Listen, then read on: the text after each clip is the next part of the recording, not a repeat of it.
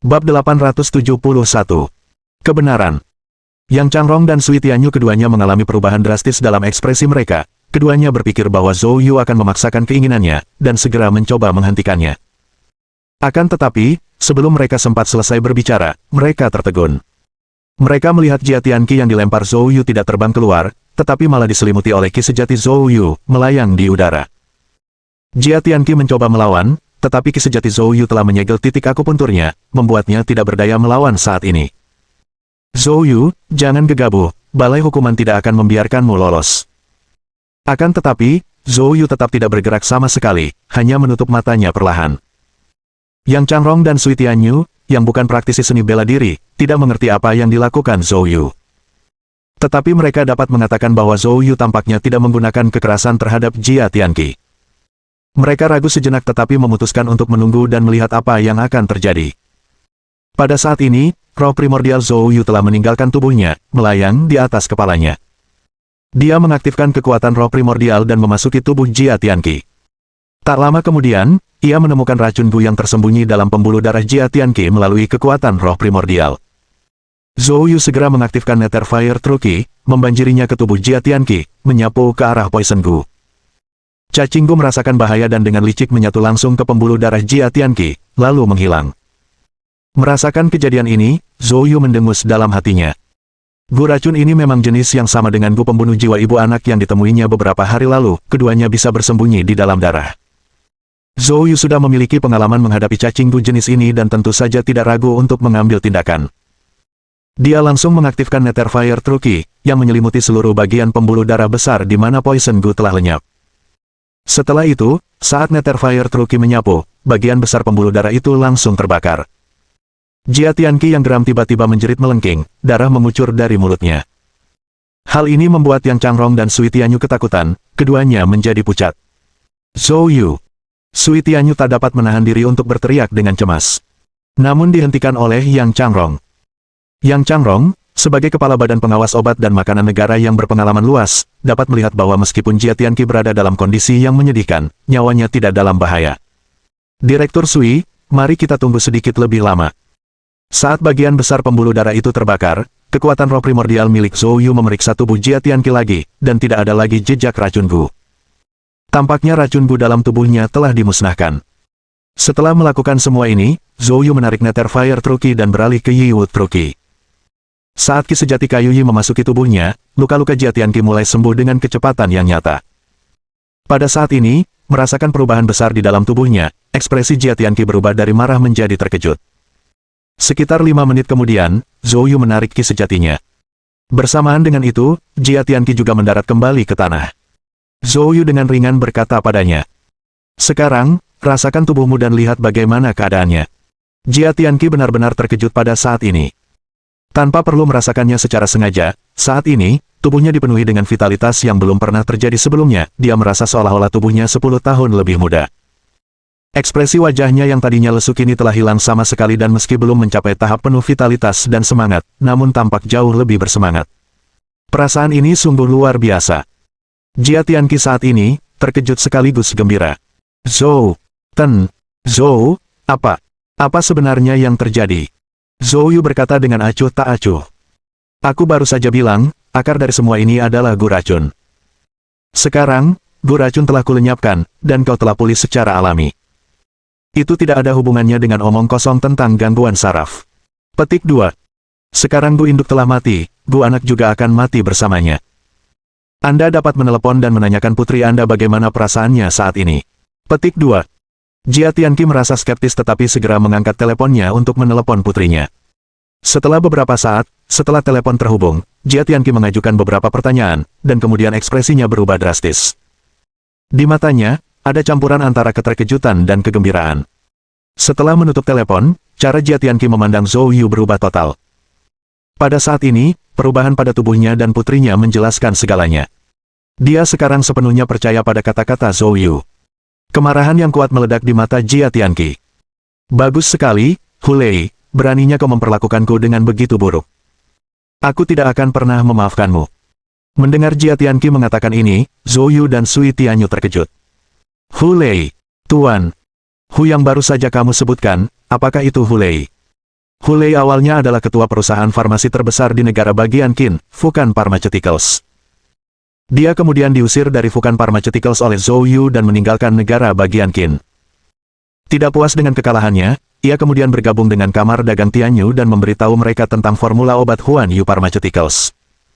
Kamar dagang Tianyu sangat tertarik dengan formula tersebut dan secara khusus mengirim Tan Li ke negara Qin untuk mencoba merebutnya, tetapi mereka digagalkan oleh Zhou Yu dan kembali dengan kekalahan. Beginilah perseteruan dengan kamar dagang Tianyu dimulai. Belum lama ini, di Gunung Nantai Kota Hai, saat penyelamatan tetua keluarga Bai, Tan Li berusaha membalas dendam, tetapi kembali diperlakukan dengan kejam oleh Zhou Yu. Diperkirakan bahwa kamar dagang Tianyu tidak akan berani lagi menginginkan formula obat tersebut, tetapi tanpa diduga, mereka masih belum menyerah dan mengirim Hulei lagi. Dari situasi kebocoran paten saat ini, tampaknya Hulei telah berhasil. Jia Tianqi mengangguk dengan marah. Ya, itu Hulei. Baru-baru ini, putri saya dan saya mulai mengalami masalah kesehatan. Dalam keadaan bingung, dia tiba-tiba muncul, mengaku bisa membantu kami, tetapi sebagai gantinya, dia ingin saya mengintimidasi Yin Tao dan menentang Huan Yu Pharmaceuticals. Petik 2. Saya tidak punya perselisihan dengan Huan Yu Pharmaceuticals, tapi demi menyelamatkan putri saya tidak punya pilihan selain setuju. Sekarang, tampaknya semua ini adalah konspirasi yang direncanakan dengan cermat oleh Hulei, dan itu tercela. Seorang menteri yang bermartabat dari Departemen Inspeksi Balai Hukuman dimanipulasi oleh seorang pengusaha. Kemarahan dalam hati Jia Tianqi dapat dibayangkan. Tentu saja, Zhou Yu juga sangat terguncang. Bagaimana Hulei mengetahui tentang teknik canggih Yin Yang Gu ibu anak? Mungkinkah dia punya hubungan dengan klan Gu darah? Berpikir demikian, Zhou Yu segera bertanya. Menteri Jia, apakah Anda tahu di mana Hulei? Atau bisakah kamu menghubunginya? Ya, aku bisa membawamu kepadanya sekarang juga. Jia Tianqi yang dipenuhi amarah segera melangkah menuju pintu. Zhou Yu dan yang lainnya, segera mengikuti. Bab 872. BB ditangkap. Di tempat lain. Di dalam penjara bawah tanah Aula Senwu, kepala dukun diikat ke pilar dengan rantai yang dibuat khusus. Setelah semalam, dia akhirnya sadar. Saat kepala dukun terbangun, dia melihat Yang Siwu dan Sun Ling berdiri di depannya. Kepala dukun berkata dengan wajah penuh kemarahan dan kebencian. Sun Ling, aku tidak percaya kau berani melakukan ini padaku. Suku itu tidak akan pernah membiarkanmu pergi. Petik 2. Sun Ling, dengan wajah tegas, melangkah maju dan menamparkan wajah kepala dukun itu. Kepala dukun menjerit kesakitan akibat tamparan itu, tetapi hal itu malah menambah amarahnya. Beraninya kau memukulku. Sun Ling berkata dengan dingin. Sepertinya kamu masih belum menyadari situasi yang kamu hadapi. Kamu sekarang tidak lebih dari seorang tawanan. Jika kau ingin hidup, ungkapkan semua tentang urusan suku baru-baru ini. Amarah hampir keluar dari mata kepala dukun itu. Sun Ling, kau pengkhianat suku kami, kau pantas mati. Kau pikir aku akan membocorkan rahasia suku? Tidak mungkin. Aku peringatkan kau, lebih baik kau segera melepaskanku, kalau tidak, kau akan mati dengan mengerikan. Petik 2. Sun Ling mencibir. Apakah kau pikir ancamanmu akan membuatku takut saat kau diikat di sini? Sun Ling, kau tidak benar-benar percaya kalau suku itu hanya mengirimku keluar, kan? Saya katakan kepadamu, selama bertahun-tahun suku tersebut telah menyusun rencana untuk menemukan garis keturunan Dewa Penyihir, termasuk agen-agen di negara bagian Qin. Waktu saya datang ke sini, saya sudah menghubungi orang itu. Jika sesuatu terjadi padaku, mereka pasti akan mengambil tindakan. Petik 2. Jika dia bergerak, bukan hanya kamu, tapi semua orang yang berhubungan denganmu akan mati. Mendengar ini, alis Sun Ling berkerut dan dia langsung bertanya. Ada lagi yang dari suku di negara bagian Qin. Siapa? Di mana? Kebencian tampak sekilas di mata kepala dukun itu. Apakah menurutmu aku akan memberitahumu? Sun Ling, yang perlu kau lakukan sekarang adalah segera melepaskanku dan menyerahkan garis keturunan Dewa Penyihir, aku mungkin akan mengampuni nyawamu atas jasa besarmu. Kalau saja ini terjadi sebelum kemarin, Sun Ling pasti akan sangat waspada terhadap ancaman kepala dukun. Namun kini, Zhou Yu ada di belakangnya. Zhou Yu telah menjelaskan bahwa dia akan membantunya, jadi Sun Ling tidak takut. Dia mencibir dan menamparnya 2 kali lagi tanpa menahan diri. Tampar-tampar. Sun Ling tidak menahan pukulannya dengan 2 tamparan ini. Gigi kepala dukun itu hancur, dan darah terus muncrat dari mulutnya. Apakah kau benar-benar berpikir aku takut dengan ancamanmu? Biar ku katakan padamu, lebih baik kau mengaku dengan jujur, atau aku akan membuatmu merasakan sensasi melihat tubuhmu sendiri dimakan sedikit demi sedikit oleh serangga Gu. Mendengar kata-kata Sun Ling, kepala dukun meraung. Kamu tidak akan berani. Sun Ling mencibir. Sepertinya kamu tidak akan menangis sampai melihat peti matimu. Sambil berbicara, Sun Ling mengeluarkan seekor serangga gu, siap beraksi. Tetapi saat itu, telepon Sun Ling tiba-tiba berdering.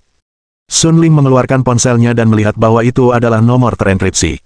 Dia mengerutkan kening sedikit sebelum menjawab panggilan itu. Saat berikutnya, suara dingin terdengar melalui telepon. Sun Ling, jika kau ingin muridmu tetap hidup, datanglah ke tempat yang kutentukan segera dan bawa kepala dukun sendirian. Jika kau belum tiba saat malam tiba, bersiaplah untuk mengambil mayat muridmu. Sebelum Sun Ling sempat bereaksi, dia mendengar teriakan ketakutan dari ujung telepon lainnya. Lepaskan aku, merengek. Sun Ling segera mengenali suara itu adalah muridnya, Tang Beibei. Beibei. Sun Ling berteriak cemas. Suara mengejek itu terdengar lagi di telepon. Waktu adalah hal terpenting, jangan main-main.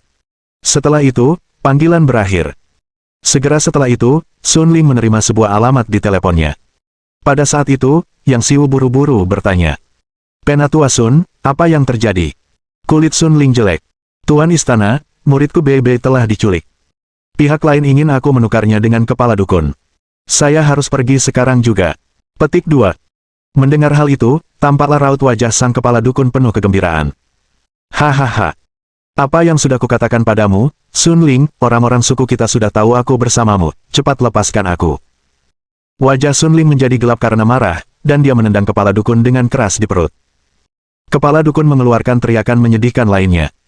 Dan pada saat kepala dukun membuka mulutnya untuk berteriak, Sun Ling menjentikan jarinya dan seekor serangga gu ditembakkan langsung ke mulutnya. Wajah kepala dukun berubah drastis. Apa benda ini? Sun Ling berkata dengan dingin. Ini adalah Kors Rotten Gu yang telah aku rawat dengan hati-hati. Jika sesuatu terjadi pada muridku, aku akan membuat tubuhmu membusuk. Petik 2. Wajah kepala dukun berubah pucat, penuh amarah, tetapi dia tidak berani lagi memprovokasi Sun Ling. Sun Ling menoleh ke Yang Xiu dan berkata dengan tegas. Tuan Balai, aku harus memanggil dukun kepala untuk menyelamatkan muridku. Yang Xiu berkata dengan serius. Kamu pergi sendiri. Tidak, sama sekali tidak. Biarkan aku menemanimu. Sun Ling menarik Yang Xiu ke samping dan berbicara dengan suara rendah. Kepala Balai, Anda tidak bisa pergi. Mereka pasti telah memasang jebakan di pihak mereka. Saya khawatir situasi ini hanya dapat dipecahkan oleh Ten Zhou. Silakan pergi dan beritahu Tuan Zhou dan ceritakan padanya tentang ini. Juga, jika saya tidak kembali, saya mohon kepada Tuan Zhou untuk menyelamatkan muridku Beibei dengan cara apapun. Petik 2. Sambil berkata demikian, Sun Ling melepaskan gelang hitam dari pergelangan tangannya. Jika Tuan Zhou harus pergi ke suku kita, dia harus membawa gelang ini bersamanya, itu akan sangat berguna. Petik 2. Yang Xiu tahu mereka tidak bisa bertindak gegabah pada saat kritis ini, jadi dia mengambil barang-barang itu dan berkata. Penatua Sun, jaga dirimu baik-baik apapun yang terjadi. Sun Ling mengangguk lalu menyeret kepala dukun keluar. Bab 873. Raja Hukum. Di sisi lain, di bawah pimpinan Jia Tianqi, Zhou Yu dan yang lainnya tiba di kediaman Hulei. Itu adalah sebuah villa di kawasan pemukiman kelas atas. Namun, ketika mereka tiba di villa tersebut, mereka mendapati villa itu kosong. Wajah Jia Tianqi menjadi gelap, dia segera mengeluarkan ponselnya dan mencoba menghubungi Hulei, tetapi ponsel Hulei tidak dapat dihubungi. Apa yang telah terjadi? Dia baru saja tinggal di sini. Bagaimana dia bisa menghilang? Mungkinkah dia tahu aku akan datang mencarinya? Jia Tianqi berkata dengan marah. Mata Zhou Yu menyipit. Mungkin dia merasakan hilangnya serangga gu di dalam dirimu, jadi dia bersembunyi. Tapi itu tidak masalah, dia tidak bisa melarikan diri. Zhou Yu segera menutup matanya dan melepaskan roh primordialnya, dengan cepat menemukan aura yang ditinggalkan Hulei di villa tersebut. Dengan aura ini, Zhou Yu dapat menggunakan teknik pencarian jiwanya untuk menemukan Hulei. Zhou Yu segera mengerahkan kekuatan roh primordial untuk mengumpulkan aura ini. Tetapi tepat pada saat itu, Zhou Yu tiba-tiba tampak terkejut. Lalu, ekspresi kebingungan muncul di wajahnya. Di dalam villa itu, selain aura Hulei, dia tiba-tiba menemukan aura familiar lainnya. Tang Beibei. Zhou Yu dengan cepat mengidentifikasinya. Dia merasakan sesuatu yang aneh dalam hatinya. Mengapa aura Tang Beibei muncul di sini? Tepat pada saat itu, telepon Zhou Yu tiba-tiba berdering. Zhou Yu tidak punya waktu untuk berpikir banyak. Dia segera membungkus aura yang terkumpul dengan kekuatan roh primordial, lalu dia membuka matanya. Saat memeriksa teleponnya, dia melihat Yang Siwu yang menelepon. Tuan Balayang. Zhou Yu, ini buruk, ada sesuatu yang terjadi. Nada suara Yang Siwu sangat mendesak. Apa yang terjadi? Zhou Yu segera bertanya. Baru saja, Sun Ling menerima panggilan telepon misterius. Si penelepon mengancamnya dengan Tang Beibei dan menuntut agar Sun Ling membawa Grand Witch Master ke suatu tempat.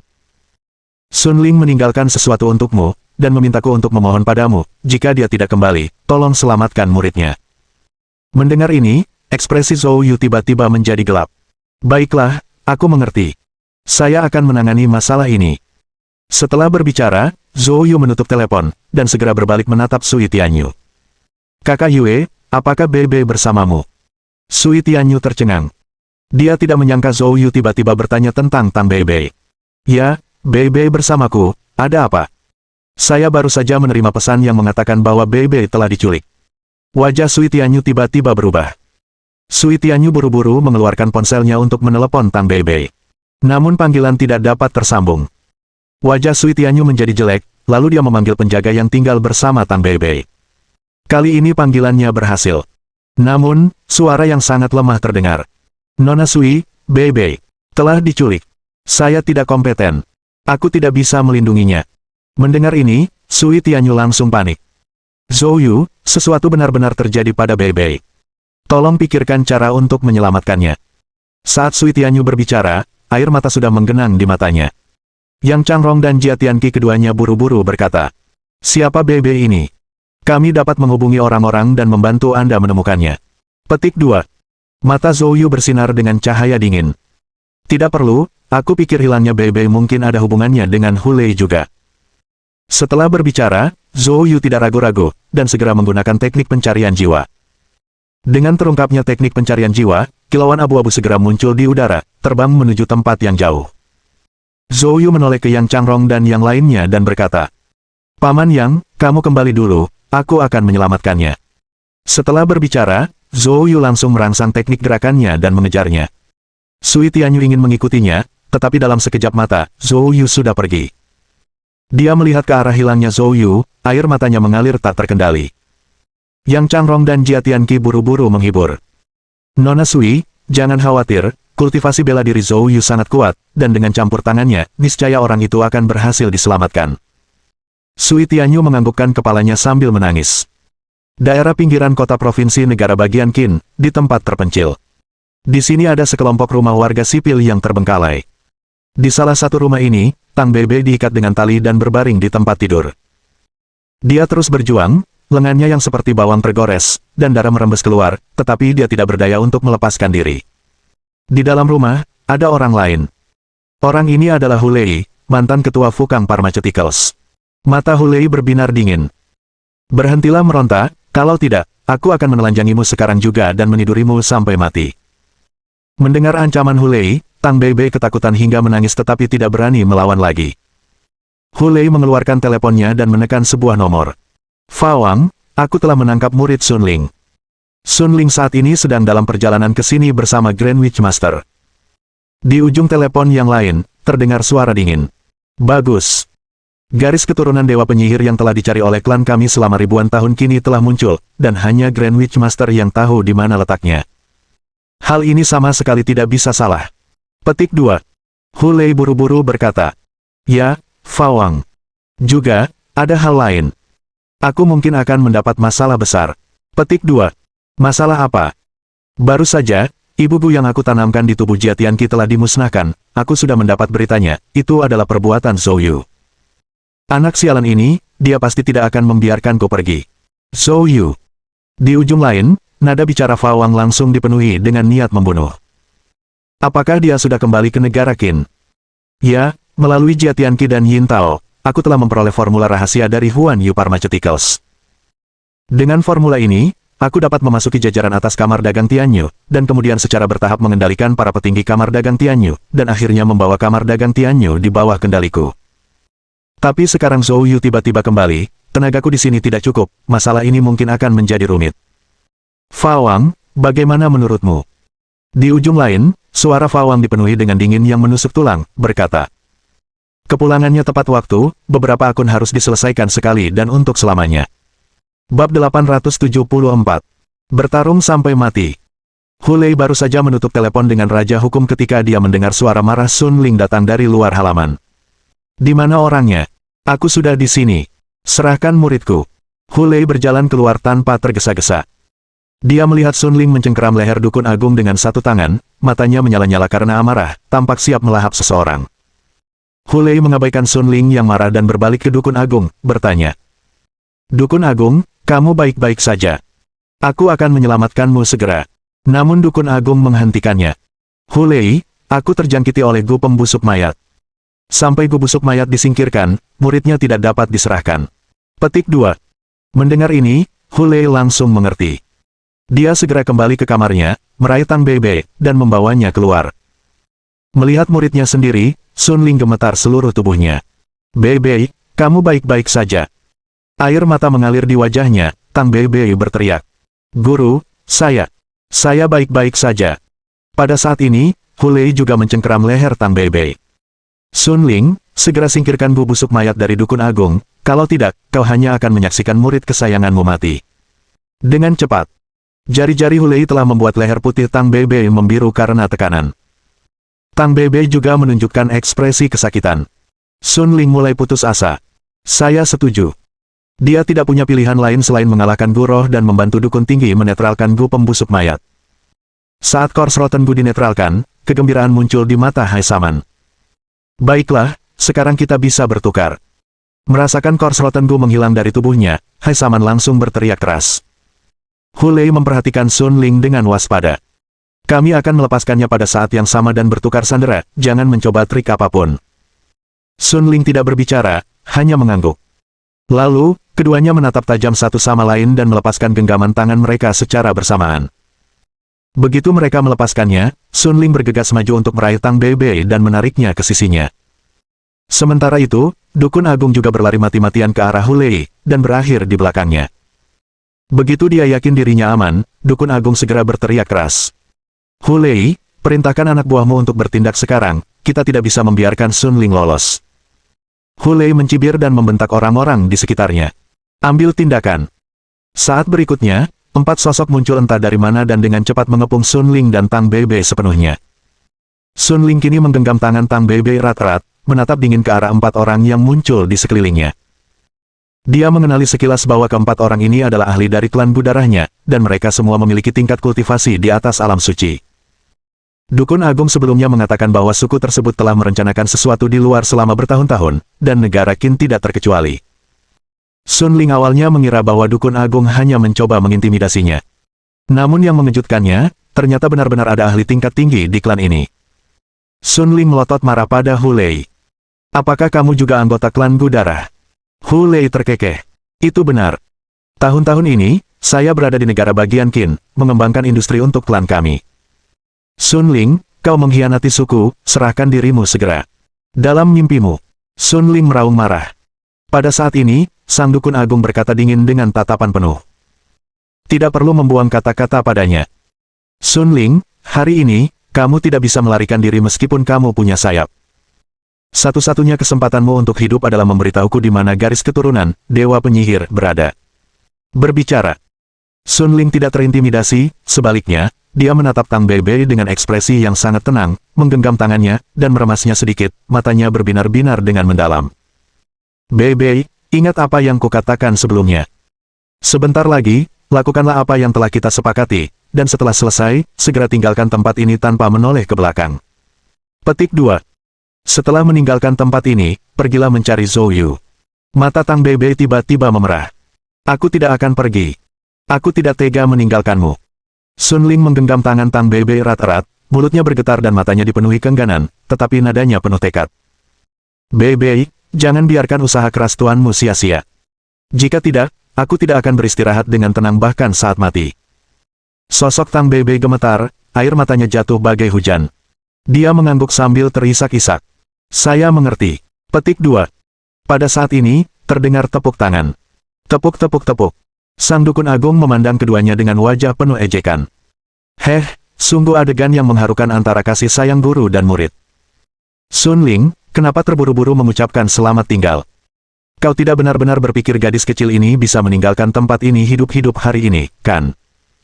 Saat mengatakan ini, tatapan sang dukun agung beralih ke Tang Bebe, mengamatinya. Aku tidak memperhatikannya tadi. Gadis kecil ini bukan hal yang sederhana, usianya masih sangat muda namun perkembangannya sudah sangat baik.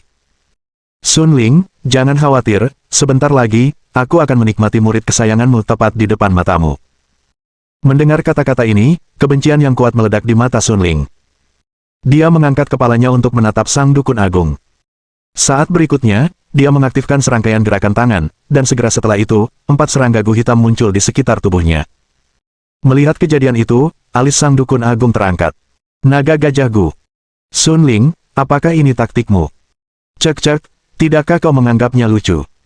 Sang dukun agung juga memiliki naga gajah gu, jadi dia sangat akrab dengan serangga ini dan tidak memendam rasa takut sedikit pun, hanya ejekan. Dan keempat pakar hebat di sekeliling Sun Ling juga melontarkan ekspresi mengejek, tidak menanggapi Sun Ling dengan serius sama sekali. Namun, pada saat ini, Sun Ling tiba-tiba mengeluarkan raungan keras ke arah Tang Bebe. Bebe, lakukan sekarang. Mendengar ini, Tang Bebe, dengan air mata mengalir, menggigit jarinya dan dengan kuat memeras darah, melemparkannya ke arah keempat naga gajah gu. Saat darah Tang Bebe mendarat di gajah naga gu. Dalam sekejap, gajah naga gu yang awalnya berwarna hitam menjerit melengking, lalu berubah menjadi merah darah dan ukurannya membesar secara drastis. Adegan ini benar-benar membuat sang dukun agung dan yang lainnya tercengang. Baru setelah keempat naga gajah gu tumbuh sebesar telapak tangan orang dewasa, memancarkan kemilau merah darah, sang dukun agung akhirnya tersadar dari pingsannya. Di matanya terpancar rasa terkejut yang kuat. Garis keturunan Dewa Penyihir. Gadis ini adalah pemilik garis keturunan Dewa Penyihir. Raungan keras dari sang dukun agung membangunkan semua orang, dan saat itu, Tang Bebe sudah berlari ke kejauhan. Sang dukun agung langsung berteriak. Hentikan dia. Bab 875. Momen kritis. Pada saat ini, keempat ahli di sekitar Sun Ling segera ingin mengejar Tang Bebe. Namun, dengan lambaian tangan Sun Ling, keempat naga gajah gu berwarna merah darah langsung terbang ke arah keempat pria itu, mencapai bagian belakang mereka dalam sekejap mata dengan kecepatan luar biasa. Keempatnya merasakan Dragon Elephant Bus mengejar mereka dan tidak punya pilihan selain berbalik dan membela diri. Namun, saat kontak, ekspresi wajah keempat pria itu berubah drastis. Bang bang bang bang. 4 suara teredam terdengar hampir bersamaan. Setelah itu, keempatnya menyemburkan darah dan terpental. Salah satu dari mereka mengeluarkan raungan kaget. Bagaimana mungkin naga gajah gu ini begitu kuat? Pada saat ini, penyihir agung dengan cepat berteriak keras. Hati-hati, naga gajah gu ini telah dirangsang oleh garis keturunan Dewa Penyihir dan telah mencapai kondisi terkuat mereka, setara dengan puncak alam suci tengah. Tapi tak apa, kondisi ini hanya bisa bertahan 1 menit saja, dan setelah 1 menit, mereka akan mati dengan sendirinya. Petik 2. Mendengar peringatan penyihir agung, keempat orang itu langsung mengerti, dan mereka tidak lagi membalas secara langsung tetapi mulai menghindar dan menunda waktu. Namun Sun Ling tidak akan membiarkan mereka mendapatkan keinginan mereka. Sosoknya berkelebat dan dia terbang menuju salah satu ahli. Pakar ini menghindari naga gajah gu di depannya dan tidak pernah menduga Sun Ling akan menyerang dari belakang. Pada saat dia merasakannya, semuanya sudah terlambat. Sun Ling melayangkan pukulan keras dan mendaratkannya dengan keras di punggungnya. Meskipun kemampuan terbaik Sun Ling ada pada teknik Gu dan Gang Jin miliknya tidak sekuat para seniman bela diri pada umumnya di alam pemurnian tubuh Sen, namun tetap saja tidak lemah. Pukulan ini membuat sang ahli terhuyung dan hampir terjatuh.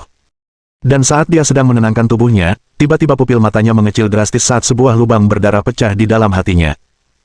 Gajah naga gu yang berwarna merah darah telah menembus tubuhnya. Sang ahli, dengan mata terbelalak, langsung jatuh ke tanah. Sun Ling tidak berhenti sedetik pun dan menyerbu dengan gajah naga gu ke arah orang lain. Pada saat ini, 3 orang yang tersisa panik. Meskipun naga gajah gu hanya mampu bertahan selama 1 menit, belum sampai 10 detik berlalu, salah satu dari mereka sudah mati. Jika ini terus berlanjut, 3 orang sisanya kemungkinan besar juga tidak akan selamat. Ketiganya menunjukkan tanda-tanda mundur. Namun pada saat itu, terdengarlah raungan keras sang penyihir agung. Apa yang membuatmu ragu-ragu? Suku ini telah membesarkanmu selama bertahun-tahun, sekaranglah saatnya bagimu untuk berkontribusi pada suku ini. Garis keturunan Dewa Penyihir telah ditemukan, kejayaan klan Budara akan segera muncul. Bunuh Sun Ling untukku, dan aku jamin, keturunanmu akan menerima dukungan penuh dari suku dalam pelatihan. Kalau tidak, kalau berani lari, keturunanmu akan menjadi aib suku, tawanan abadi di bawah kaki. Mendengar ancaman penyihir agung, raut wajah ketiganya langsung tampak jelek. Setelah perjuangan singkat, ketiganya membuat keputusan. Mereka tidak lagi mundur melainkan berdiri bersama, serentak membuat gerakan tangan yang aneh. Setelah itu, ki hitam pekat mengalir keluar dari mereka bertiga pada saat yang sama, dan tubuh mereka mulai mengembang dengan cepat. Ini adalah metode pertarungan putus asa dari klan Budarah, mirip dengan teknik meledakkan diri milik seniman bela diri. Ekspresi Sun Ling berubah jelek, dia tidak menyangka ketiganya begitu tegas. Dia segera mendesak naga gajah Gu untuk mundur. Momen berikutnya, ledakan. Terdengar suara ledakan yang mengerikan. Tubuh ketiga ahli itu langsung meledak. Setelah ledakan, tidak ada darah dan daging yang berserakan, tidak ada sisa-sisa, hanya 3 masa ki hitam. Ketiga ki hitam itu langsung menyatu, membentuk panah hitam yang melesat kencang ke arah Sun Ling. Dalam keputusasaannya, Sun Ling langsung mengerahkan keempat gajah naga Gu untuk menghadapinya secara langsung. Bang bang bang bang. Dengan ledakan berturut-turut, keempat naga gajah Gu yang bermutasi dan sangat kuat diledakkan satu demi satu. Anak panah yang dibentuk oleh ki hitam juga sebagian besar termakan, tetapi masih memiliki sisa kekuatan yang ditembakkan ke arah Sun Ling. Sun Ling menggunakan seluruh kemampuannya untuk membela diri. Tetapi panah hitam itu tetap menembus pertahanannya dan mengenai tubuhnya. Bang! Sun Ling langsung memuntahkan darah dan terpental. Akhirnya, panah hitam itu menghilang. Tetapi Sun Ling sendiri juga tergeletak di tanah, berlumuran darah, kulitnya pucat, bahkan tidak memiliki kekuatan untuk berdiri. Pada saat ini, penyihir agung dan Hulei akhirnya pulih dari keterkejutan mereka. Mereka tidak menyangka bahwa Sun Ling, sosok yang tampaknya tidak penting, akan menyebabkan keributan besar seperti itu. Setelah mengirim 4 ahli Saint Realm menuju kematian mereka, mereka akhirnya mengalahkannya. Akan tetapi, apapun yang terjadi, identitas, garis keturunan Dewa Penyihir, telah terkonfirmasi, dan semua kerugian ini sepadan. Penyihir agung mendekati Sun Ling dengan ekspresi dingin. Dia menatap Sun Ling yang tergeletak di genangan darah, matanya dipenuhi senyum dingin. Sun Ling, aku perlu berterima kasih atas nama suku karena telah menemukan garis keturunan Dewa Penyihir. Tenang saja, Tang Bebe tidak akan bisa kabur, aku akan menangkapnya sendiri. Hahaha, kejayaan yang dikejar klan Budarah selama 1000 tahun akan segera terwujud. Sun Ling berjuang, tetapi dia terluka parah dan tidak punya tenaga lagi. Matanya dipenuhi amarah. Kemuliaan 1000 tahun yang luar biasa, itu tidak lain hanyalah memuaskan keserakahanmu sendiri. Penyihir Agung, kau tidak akan berhasil. Sang penyihir agung mencibir. Kamu tidak perlu khawatir tentang itu. Kamu mungkin mati sekarang. Dengan itu, penyihir agung menghentakkan kaki ke arah kepala Sun Ling. Namun tepat pada saat itu, terdengar suara kentut. Sebelum penyihir agung dapat bereaksi, dia menjerit dan terpental secara horizontal. Ekspresi wajah Hulei berubah, dan dia menoleh, hanya untuk melihat 2 sosok muncul dari kejauhan, dengan cepat mendekat. Salah satunya adalah Tang Beibei, yang baru saja melarikan diri. Dan yang lainnya, Zhou Yu. Bab 876. Alam Suci Pemurnian Qi. Setelah menggunakan teknik pelacakan roh, Zhou Yu menelusuri jejak tersebut dan, ketika hendak mendekat, tiba-tiba melihat Tang Beibei yang sedang berlari dan menangis di saat yang bersamaan. Zhou Yu terkejut sesaat sebelum segera mencegatnya. Tang Beibei, saat melihat Zhou Yu, tampaknya telah melihat seorang penyelamat. Sambil menangis, dia memohon kepada Zhou Yu untuk menyelamatkan gurunya, dan setelah interogasi singkat, Zhou Yu buru-buru membawa Tang Beibei. Dari kejauhan, melihat sang dukun agung hendak memberikan pukulan mematikan kepada Sun Ling, Zhou Yu tidak ragu-ragu dan turun tangan untuk mencegat. Pada saat ini, Tang Beibei sudah bergegas dan mengangkat Sun Ling. Saat Sun Ling melihat Zhou Yu tiba, matanya pun berkaca-kaca karena kegembiraan. Semua tindakannya adalah untuk mengulur waktu, menunggu Zhou Yu. Akhirnya, semuanya tidak sia-sia. Zhou, kata Sun Ling lemah. Zhou Yu menatap Sun Ling. Bagaimana kabarmu? Apakah kamu baik-baik saja? Sun Ling menganggukkan kepalanya. Saya masih bisa bertahan. Baiklah, aku akan mengurus mereka dulu, lalu aku akan mentraktirmu setelahnya. Beibei, bawa gurumu ke belakangku, tetaplah jauh di belakang. Tang Beibei mengangguk cepat dan menurut. Pada saat ini, Hulei sedang menopang dukun agung yang hampir mati, menatap Zhou Yu dengan mata penuh kebencian yang mendalam. Dia bekerja keras untuk mendirikan Fukan Pharmaceuticals, namun kemudian disingkirkan secara paksa dari Dewan Direksi oleh Zhou Yu. Karena itu, Ia hampir saja dieksekusi oleh suku tersebut, dan jika bukan karena kecerdasannya dalam mencari perlindungan di kamar dagang Tianyu dan mendapatkan kembali kepercayaan suku, ia mungkin sudah memiliki rumput setinggi lebih dari 1 meter di kuburannya. Bocah sombong, apa kau benar-benar berpikir kau bisa mengalahkan kami? Aku katakan padamu, aku di sini khusus menunggumu hari ini. Hari ini, kita akan menyelesaikan masalah lama dan baru. Petik 2. Menghadapi kata-kata kasar Hulei, Zhou Yu tidak peduli sedikit pun, tetapi dia agak penasaran. Aku tidak menyangka kau juga ahli dalam ilmu sihir. Apakah kamu juga dari klan Gudara?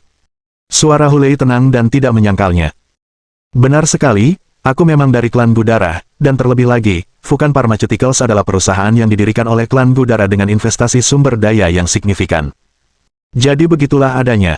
Zhou Yu menganggukkan kepalanya. Ini menjelaskan mengapa Fukan Pharmaceuticals telah menjadi perusahaan farmasi terkemuka di negara bagian Qin dalam waktu singkat dan memiliki pasokan bahan obat-obatan berkualitas secara terus-menerus. Ternyata mereka mendapat dukungan dari klan Blood Gu di belakang mereka.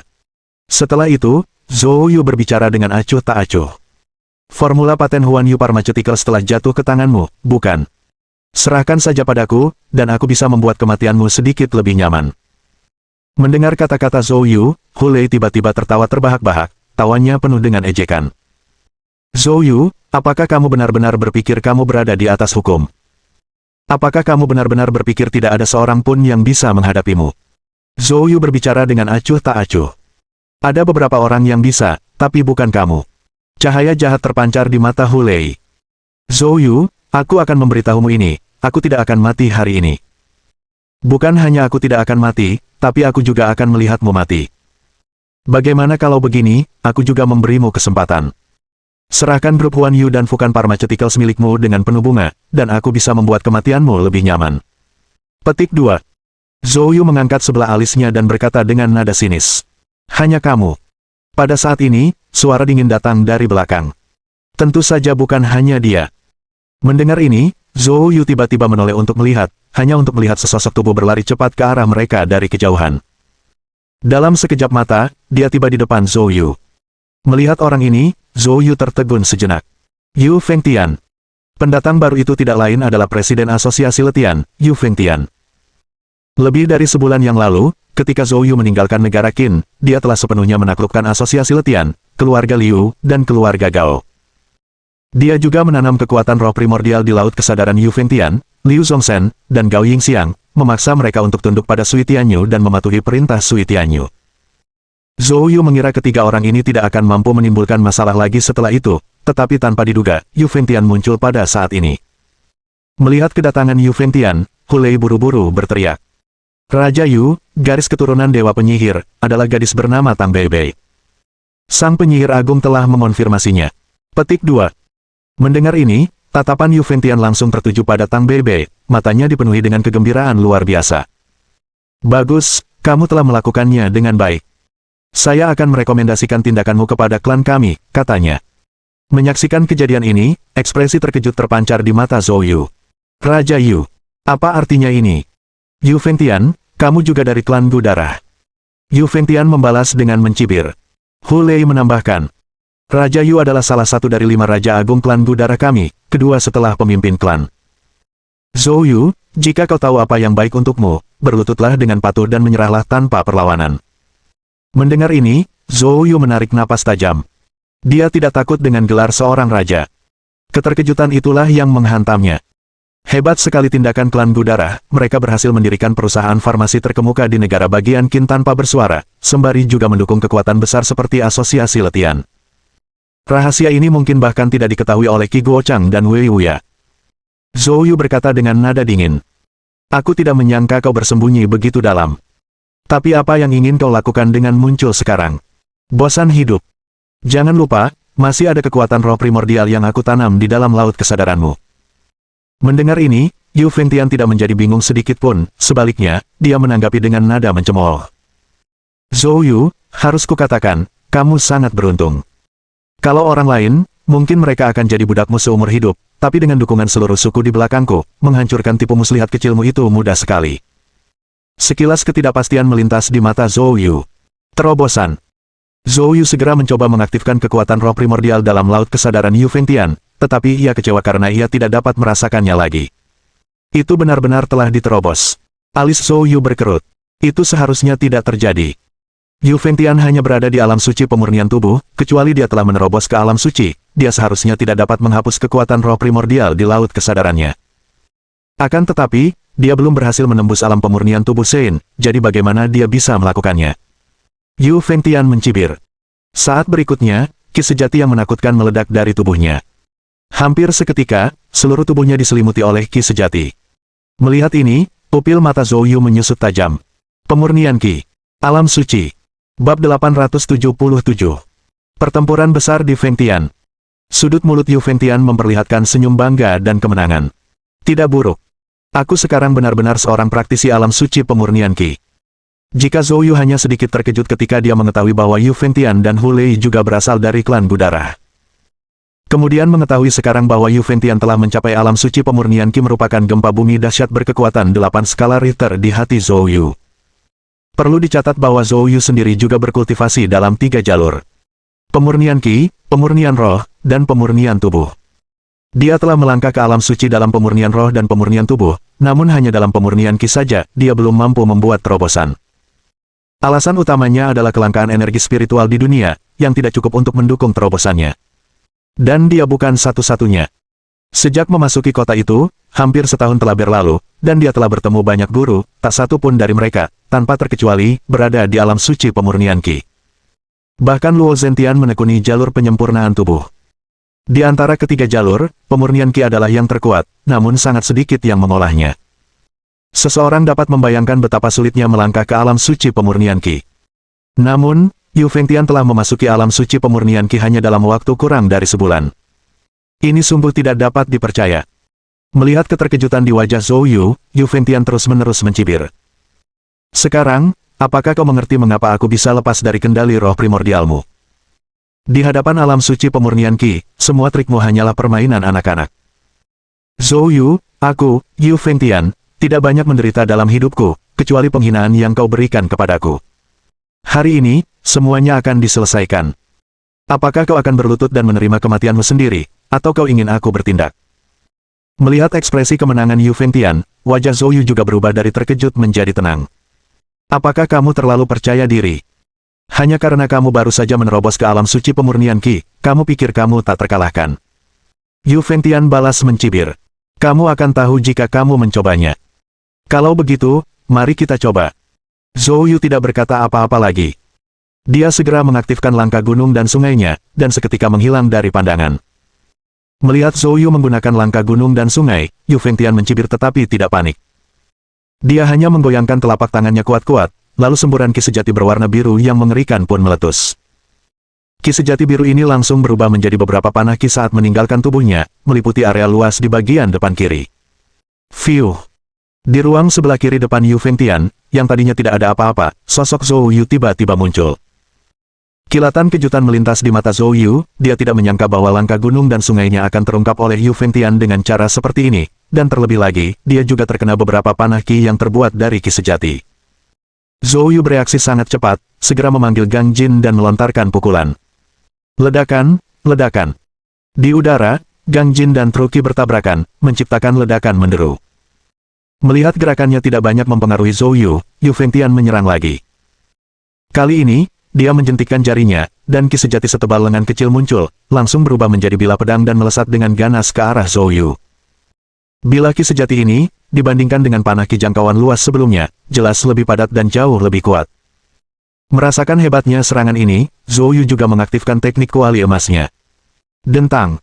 Suara logam beradu terdengar bergema. Pedang ki sejati menghantam dada Zhou Yu. Retakan. Hantu kuali emas yang mengelilingi Zhou Yu langsung hancur, dan sisa kekuatan bilah ki sejati menghantam dada Zhou Yu, membuatnya terhuyung mundur beberapa langkah. Zhou Yu menyentuh dadanya, di mana darah sudah merembes keluar. Dari awal bentrokan hingga saat dia dipukul mundur, hanya butuh waktu sekitar 10 detik.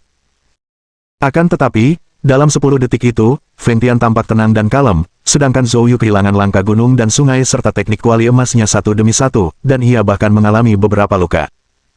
Biasanya, bahkan seorang master alam suci menengah tidak akan mampu menembus pertahanan Zhou Yu terhadap teknik kuali emas dalam satu serangan.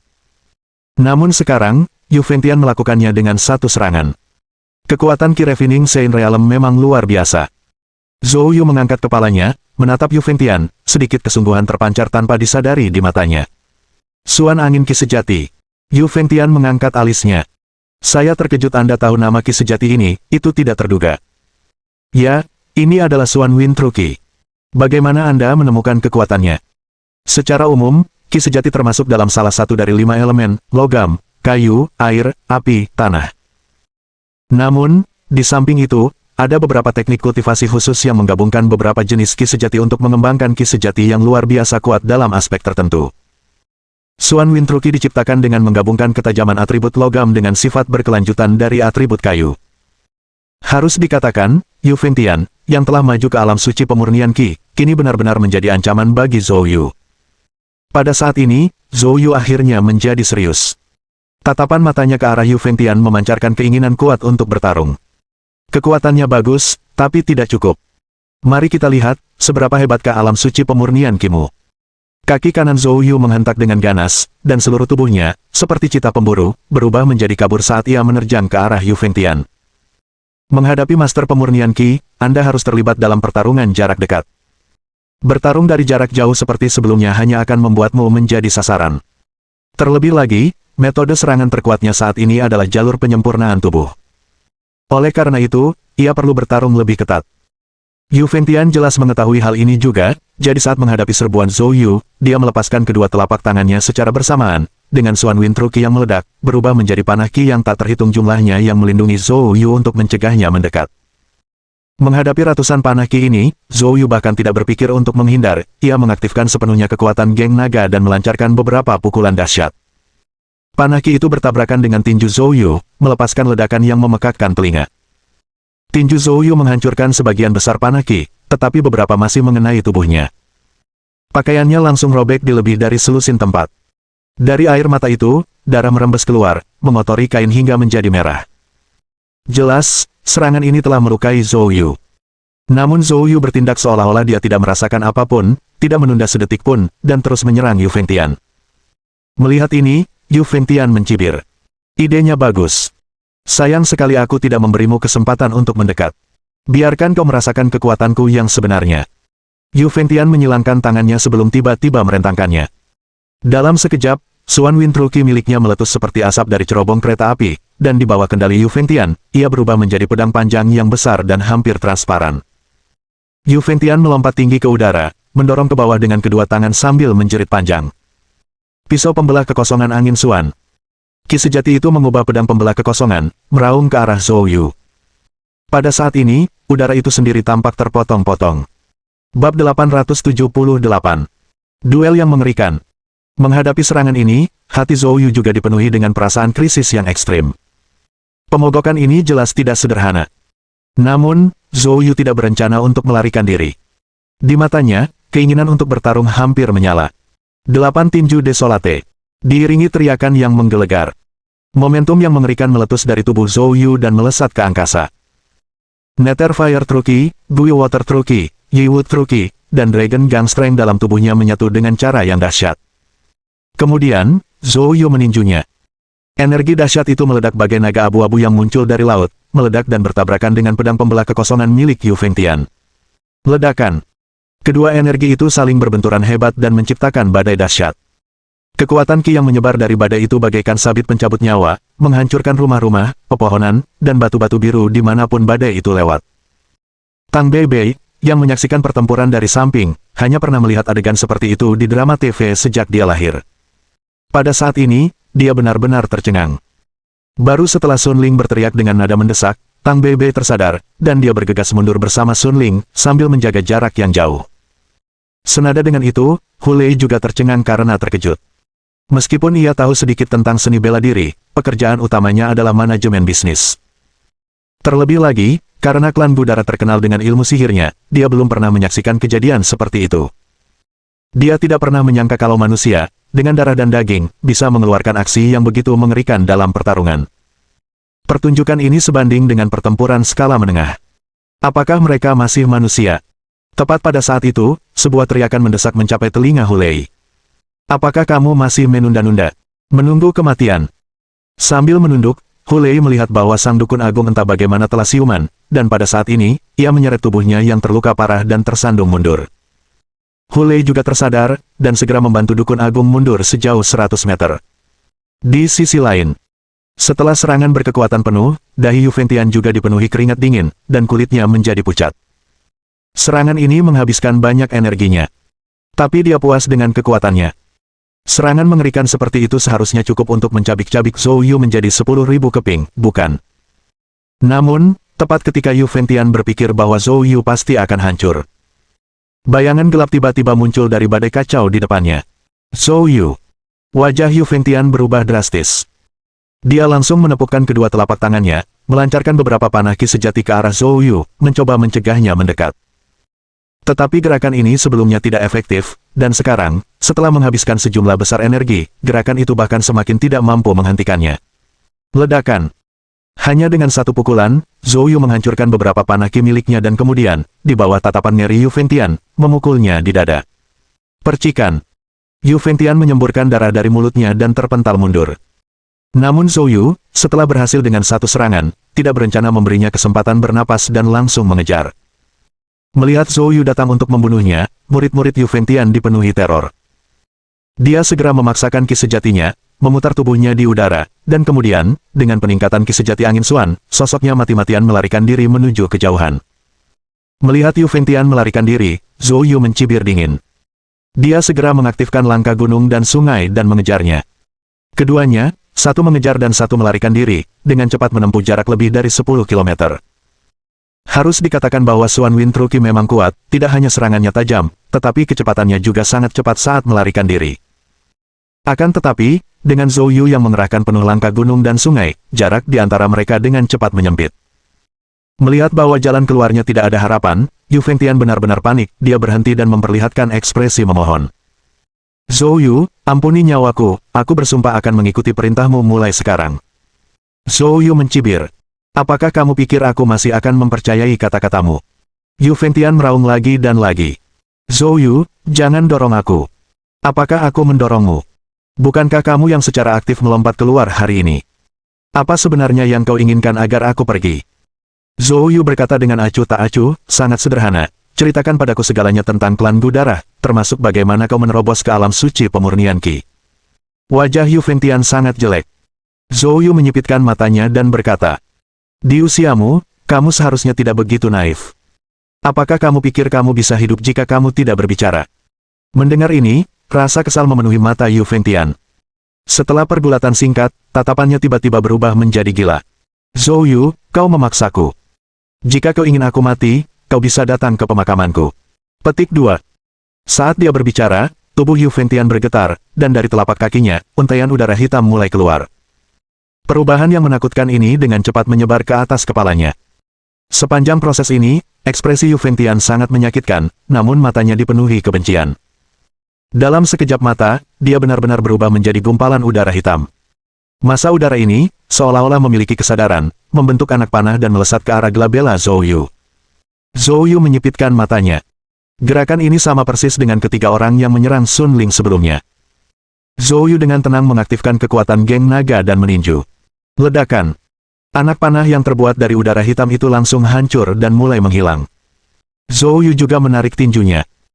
Akan tetapi, tepat pada saat ini, cahaya hitam tiba-tiba muncul di tengah udara hitam yang menyebar, lalu bagaikan kilat, terbang menuju Zhou Yu. Kecepatannya terlalu cepat, dan benar-benar melampaui harapan Zhou Yu. Dia tidak punya waktu untuk menghindar dan terkena pukulan di glabella. Tubuhnya gemetar dan dia menjadi kaku, tatapannya segera kehilangan kilaunya. Dan tepat pada saat itu, suara tawa maniak terdengar menakutkan. Hahaha, Zhou Yu, terkena Gu penggantiku, mari kita lihat apakah kau mati kali ini. Bersamaan dengan tawa itu, bayangan gelap muncul entah dari mana di belakang Zhou Yu. Bayangan ini tidak lain adalah Yuventian, yang baru saja berubah menjadi gumpalan udara hitam. Bab 879. Bunuh Yuventian. Yuventian menatap wajah Zhou Yu yang tercengang, matanya dipenuhi kegembiraan. Baru saja dia berpura-pura marah lalu mengambil sikap saling menghancurkan, semua itu untuk menipu Zhou Yu lalu melepaskan Gu pengganti. Namun jangan remehkan Gu pengganti ini. Gu pengganti ini merupakan cacing gu yang mengikat hidupnya, dan selain dari pemurnian Qi, dia mencurahkan seluruh energinya untuk memelihara gu pengganti ini sepanjang hidupnya. Dalam ilmu sihir gu, dia tidak berani mengklaim banyak hal dalam aspek lainnya, tetapi dalam hal pengembangan gu pengganti, dia hampir tidak ada duanya di dalam klan gu darah. Gu pengganti yang ia kembangkan tidak hanya dapat menggantikan tubuhnya, tetapi juga dapat merebut lautan kesadaran lawannya, sehingga memperoleh kendali penuh atas pihak lain. Pada saat ini, wajah Yu Fengtian dipenuhi kegembiraan. Zhou Yu saat ini adalah seorang tokoh terkemuka di negara Qin. Dia tidak hanya memiliki hubungan dekat dengan Gubernur Qi Guochang, tetapi dia juga mengendalikan kerajaan bisnis besar Huan Yu Group. Jika dia dapat mengendalikan Zhou Yu agar bekerja untuknya, itu berarti semua sumber daya Zhou Yu akan menjadi miliknya. Hanya memikirkan adegan itu saja, Yu Fengtian tidak dapat menahan rasa gembira yang meluap-luap di hatinya. Dia awalnya mendirikan asosiasi letihan dan mencari dukungan di mana-mana, bukankah tujuannya hanya untuk suatu hari dapat sepenuhnya mengendalikan segalanya di negara Qin? Tak disangka kemudian, rencananya belum berhasil karena dihancurkan oleh Zhou Yu. Namun, ketika satu jalan tertutup, jalan lain terbuka, saat menghadapi segala rintangan yang tampaknya mustahil, kelegaan dan jalan ke depan mungkin muncul. Tak disangka, setelah berputar-putar, ia pun berhasil mencapai tujuannya lewat cara lain. Terlebih lagi, garis keturunan Dewa Penyihir, yang telah dicari oleh klan gu darah selama 1000 tahun juga telah muncul. Perlu Anda ketahui, terobosannya menuju alam suci pemurnian Qi dan melepaskan diri dari kendali kekuatan roh primordial milik Zhou Yu, bergantung sepenuhnya pada kekuatan klan. Dan kekuatan ini, dibandingkan dengan tanah leluhur klan gu darah, tidak layak disebutkan sama sekali. Konon katanya di tanah leluhur, terdapat kekuatan yang amat besar dan tak terbayangkan besarnya. Dan, garis keturunan Dewa Penyihir, yang dibutuhkan untuk membuka tanah leluhur telah ditemukannya. Dia sekarang bisa sepenuhnya mulai rencananya, menggunakan garis keturunan Dewa Penyihir, untuk membuka tanah leluhur, mengumpulkan kekuatan di dalam untuk dirinya sendiri, dan kemudian, menggunakan kekuatan ini bersama dengan Zhou Yu yang terkendali, menjadikan negara Qin sebagai batu loncatan untuk secara bertahap menyebar ke 9 provinsi di negeri naga. Saat itu, dia akan mampu memegang seluruh negeri naga di tangannya. Betapa dahsyatnya kekuatan dan kemuliaan yang dimilikinya. Pada saat ini, Yu Fengtian tampaknya telah melihat pemandangan beberapa tahun kemudian di mana ia menjulang tinggi di atas semua orang di seluruh negeri naga. Hanya memikirkan skenario seperti itu, Yu Fengtian hampir tidak bisa menahan senyum. Tapi tepat pada saat ini, tubuh Yu Fengtian tiba-tiba bergetar hebat, disusul semburan darah dari mulutnya seolah-olah dia menderita pukulan berat. Berdebar. Yu Fengtian, seakan-akan seluruh tenaganya terkuras dalam sekejap, berlutut tak berdaya di tanah. Perubahan mendadak ini menghancurkan semua impian dan fantasi indahnya. Yu Fengtian, dengan ekspresi terkejut dan marah, mengangkat kepalanya ke arah Zhou Yu. Saat itulah dia menyadari bahwa kebosanan di mata Zhou Yu telah menghilang tanpa jejak, digantikan oleh warna abu-abu.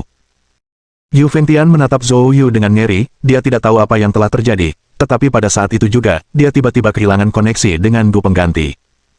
Gu pengganti merupakan cacing gu yang terikat kehidupan, dan terkait erat dengan jiwa ilahinya. Kehilangan koneksi berarti hubungan antara cacing gu dan jiwa ilahinya diputus secara paksa. Oleh karena itu, dia merasa seolah-olah dirinya telah terluka parah pada saat itu. Pada saat ini, kilau abu-abu di mata Zhou Yu berangsur-angsur menghilang dan kembali normal.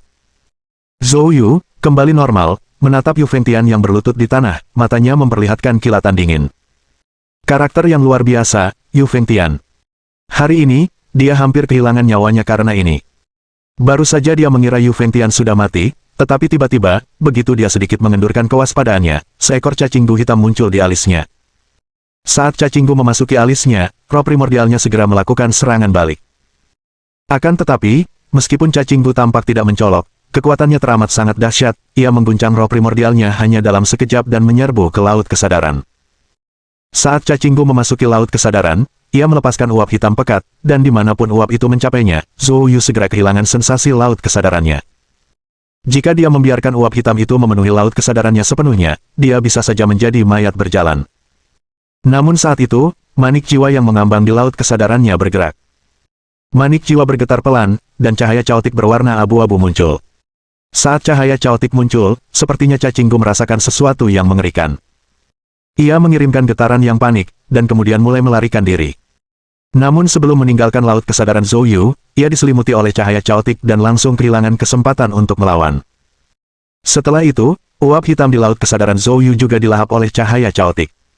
Dengan demikian, Zhou Yu kembali normal. Dapat dikatakan bahwa semua ini adalah manfaat dari Soul Bed. Kalau bukan karena campur tangan Soul Bed, Zhou Yu hanya bisa mengandalkan metode materialisasi roh primordial untuk melawan cacing gu di laut kesadarannya. Tidak peduli hasilnya, laut kesadarannya, sebagai medan perang, akan rusak dan konsekuensinya tidak dapat diprediksi. Pada saat ini, Zhou Yu menatap ke arah Yu Fengtian, tatapan dingin di matanya menyebabkan Yu Fengtian menggigil tanpa merasa kedinginan. Yu Fengtian hendak berbicara, tetapi Zhou Yu langsung melancarkan serangan telapak tangan. Retakan. Kepala Yu Fengtian dihancurkan berkeping-keping oleh Zhou Yu. Peristiwa baru-baru ini telah membuktikan bahwa dengan rubah licik seperti Yu Fengtian, Anda tidak bisa memberinya kesempatan, atau orang yang akan mati adalah Zhou Yu sendiri. Dengan serangan telapak tangan itu, Yu Fengtian terbunuh seluruhnya, tidak menyisakan kemungkinan untuk bertahan hidup. Kemudian, Zhou Yu menjentikkan jarinya, dan gelombang Nether Fire Truki mengalir keluar, membakar abis Yu Fengtian. Setelah melakukan semua ini, Zhou Yu akhirnya bisa bersantai. Setelah itu, Zhou Yu mulai menggunakan Yiwut Truki untuk menyembuhkan luka-luka dalam tubuhnya sambil bergegas kembali ke rumah tempat tinggal sebelumnya. Akan tetapi, ketika dia tiba kembali di kediamannya, sosoknya tiba-tiba terdiam, dan wajahnya langsung berubah gelap. Karena tempatnya kosong. Sun Ling, Tang Bebe, Hu Lei, dan kepala penyihir agung semuanya menghilang tanpa jejak. Bab 880. Situasi terkini di negara bagian Yun. Zhou Yu segera mengerahkan indera ketuhanannya, menyelimuti area seluas radius 5 km. Tak lama kemudian, ia mendeteksi kehadiran Tang Bebe dan Sun Ling. Namun, pada saat yang sama, Zhou Yu juga menemukan bahwa kehadiran mereka menghilang secara misterius. Dengan menggunakan indera ketuhanannya, dia menemukan alasan hilangnya mereka. Itu karena ada beberapa serangga gu yang menyerupai lalat yang telah melahap seluruh keberadaan mereka. Setelah serangga tersebut memakan tempat tersebut, mereka mati di tempat. Tidak meninggalkan apapun kecuali tumpukan bangkai serangga. Jelas, Sun Ling dan Tang Bebe telah diculik oleh penyihir agung dan Hu Lei. Hanya mereka yang memiliki kemampuan mengendalikan serangga gu ini untuk menghancurkan semua jejak kehadiran. Tanpa sepatah kata pun, Zhou Yu segera memanggil Qi Guochang dan Wei Wuya untuk mengerahkan pasukan mereka dan menutup semua rute pelarian keluar dari kota provinsi. Mereka tidak boleh membiarkan Dukun Agung dan Hu Lei melarikan diri dari kota provinsi. Setelah menelepon, Zhou Yu tidak punya pilihan selain kembali dan menunggu kabar. Kantor Pusat Huan Yu Corporation. Kantor Sui Tianyu. Pada saat ini, ada beberapa orang di kantor Sui Tianyu. Yang Changrong, Jia Tianqi, Yang Siwu, dan bahkan Tang Long ada di sana. Akan tetapi, di hadapan beberapa petinggi, Tang Long tampak cukup terkekang, duduk sendirian di sudut. Meski begitu, tampak jelas bahwa dia sangat cemas saat itu. Lagi pula, meskipun Tang Bebe bukan saudara perempuan kandungnya, kasih sayang yang tumbuh selama bertahun-tahun lebih kental daripada air. Pada saat ini, Zhou Yu kembali. Sui Tianyu segera bergegas ke sisi Zhou Yu. Zhou Yu, bagaimana kabarnya? Apakah kamu baik-baik saja? Zhou Yu menggelengkan kepalanya. Saya baik-baik saja. Jia Tianqi buru-buru bertanya. Zhou Yu, apakah kau menemukan Hu Lei terkutuk itu? Zhou Yu menjawab dengan serius. Dia berhasil lolos. Tidak hanya itu, dia juga menculik Bebe dan tetua Sun Ling. Mendengar ini, ekspresi wajah Yang Siwu dan Tang Long berubah. Tang Long, yang pengaruhnya lebih kecil, tidak berani bicara banyak. Tapi Yang Siwu langsung mengutuk. Sialan, Hu Lei itu. Saya akan segera mengerahkan tenaga untuk membawa mereka kembali. Zhou Yu memberi isyarat dengan tangannya. Tuan Balayang, saya sudah meminta Gubernur Qi dan Menteri Wei untuk mengambil tindakan. Selama mereka masih berada di provinsi itu, mereka pasti tidak akan bisa melarikan diri. Petik 2. Mendengar apa yang dikatakan Zhou Yu, Yang Siwu dan Tang Long sedikit lega. Jika Gubernur Qi dan Menteri Wei pun tidak dapat menangkap mereka, maka tidak ada orang lain yang punya kesempatan. Pada titik ini, Yang Changrong berbicara. Yu, setahuku, Hu Lei hanyalah seorang pengusaha biasa, dari mana dia mendapatkan kemampuan seperti itu untuk melarikan diri darimu? Mendengar pertanyaan Yang Changrong, yang lain juga menunjukkan rasa ingin tahu mereka. Memang, dengan kekuatan Zhou Yu, Hu Lei seharusnya tidak memiliki kesempatan untuk melarikan diri. Zhou Yu menghela napas dan menjelaskan situasi secara singkat kepada Yu Fengtian dan yang lainnya. Setelah mendengarkan, semua orang tampak terkejut. Asosiasi Letian, Yu Fengtian, Hu Lei, semuanya berasal dari klan Gu Darah. Berita itu benar-benar mengejutkan. Terutama bagi orang-orang seperti Yang Siwu, Sui Tianyu, dan Tang Long, yang merupakan penduduk asli negara Qin. Kalau saja Zhou Yu tidak mengatakannya sendiri, mereka tidak akan pernah mempercayai kebenarannya, sekalipun mereka dipukuli sampai mati. Hanya mata Jia Tianqi yang berkedip dengan cahaya dingin. Dia tampak tidak begitu terkejut dengan situasi tersebut. Sementara semua orang masih tercengang, Jia Tianqi berbicara. Zhou Yu, jika memang begitu, maka tidak ada yang mengejutkan tentang kejadian ini. Zhou Yu terkejut. Menteri Jia, apa maksudmu? Sisanya juga mengalihkan pandangan mereka ke Jia Tianqi. Jia Tianqi berkata dengan suara yang dalam. Faktanya, jika kamu bukan dari balai hukuman, ada banyak hal yang tidak akan kamu mengerti. Klan Budara Yunzu selalu menjadi perhatian utama balai hukuman kami. Klan Budara Yunzu, yang terletak di barat daya negara naga dekat perbatasan, dicirikan oleh pegunungan tinggi dan lembah dalam, yang dipenuhi racun miasma. Dalam sejarah, wilayah ini sangat terisolasi dalam jangka waktu yang panjang, orang luar tidak bisa masuk, dan penduduk setempat jarang keluar. Menurut catatan balai hukuman, sekitar 1000 tahun yang lalu orang-orang dari klan darah Gu Yunzu mulai menjelajah keluar dan secara bertahap mulai berinteraksi dengan dunia luar. Orang-orang ini, seperti binatang buas, terlibat dalam metode yang sangat jahat dan mengerikan saat berinteraksi dengan dunia luar. Tak lama kemudian, mereka membangkitkan kebencian di antara orang-orang di negara bagian sekitarnya, dan banyak seniman bela diri dibunuh secara brutal oleh mereka. Oleh karena itu, Balai Hukuman dan Paviliun Bela Diri ditugaskan untuk menertibkan klan Gu Darah Yunzu. Namun, dalam ratusan tahun berikutnya, lebih dari 100 ahli tingkat tinggi di atas alam suci dikirim oleh Balai Hukuman dan Paviliun Bela Diri. Namun para ahli ini, satu demi satu, akhirnya meninggal secara tragis. Petik 2. Kerugian sebesar itu, bahkan Balai Hukuman dan Paviliun Bela Diri tidak sanggup menanggungnya. Untungnya, sebagian besar orang dari klan Budara tetap berada di wilayah mereka sendiri, jadi pada akhirnya, Balai Hukuman dan Paviliun Bela Diri secara bertahap menyerah untuk mengejar mereka. Saat ini, di negara bagian Yun, Balai Hukuman dan Paviliun Bela Diri pada dasarnya hanya bertanggung jawab atas tugas jaga pinggiran dan tidak memiliki kemampuan nyata untuk mencegah. Setelah Jia Tianqi mengungkapkan ini, semua orang di kantor terkejut. Tidak seorang pun yang mengira bahwa Balai Hukuman dan Paviliun Bela Diri, dengan reputasi mereka yang hebat di seluruh negeri naga, akan berada dalam posisi yang begitu lemah di negara bagian Yun. Mereka pun tidak menyangka bahwa klan Gu Darah yang belum pernah didengar kebanyakan orang, bisa memiliki kekuatan yang begitu hebat. Itu sungguh tak terbayangkan. Saat seluruh kantor hening total, nada dering telepon membuat semua orang bergidik kaget. Semua mata tertuju pada Zhou Yu. Zhou Yu mengangkat telepon dan melihat bahwa Wei Wuya yang menelepon. Menteri Wei. Zhou Yu, anak buahku menemukan jejak Hulei di arah barat daya kota provinsi, tetapi metode mereka terlalu aneh. Pasukanku telah sepenuhnya dibasmi oleh teknik Gu racun, dan kami telah kehilangan jejak mereka. Bab 881. Perintah Hukuman Surgawi. Mendengar ini, kilatan cahaya dingin melintas di mata Zhou Yu. Baiklah, Menteri Wei, saya akan merepotkan Anda dengan ini. Wei Wuya jelas juga sangat marah. Tapi tenang saja, aku akan segera menghubungi Paviliun Bela Diri di negara bagian sekitar dan meminta mereka membantu menemukan orang-orang ini. Kita harus menangkap para penjahat ini dan membawa mereka ke pengadilan. Zhou Yu berkata dengan sungguh-sungguh. Mereka pasti pergi ke negara bagian Yun. Negara bagian Yun.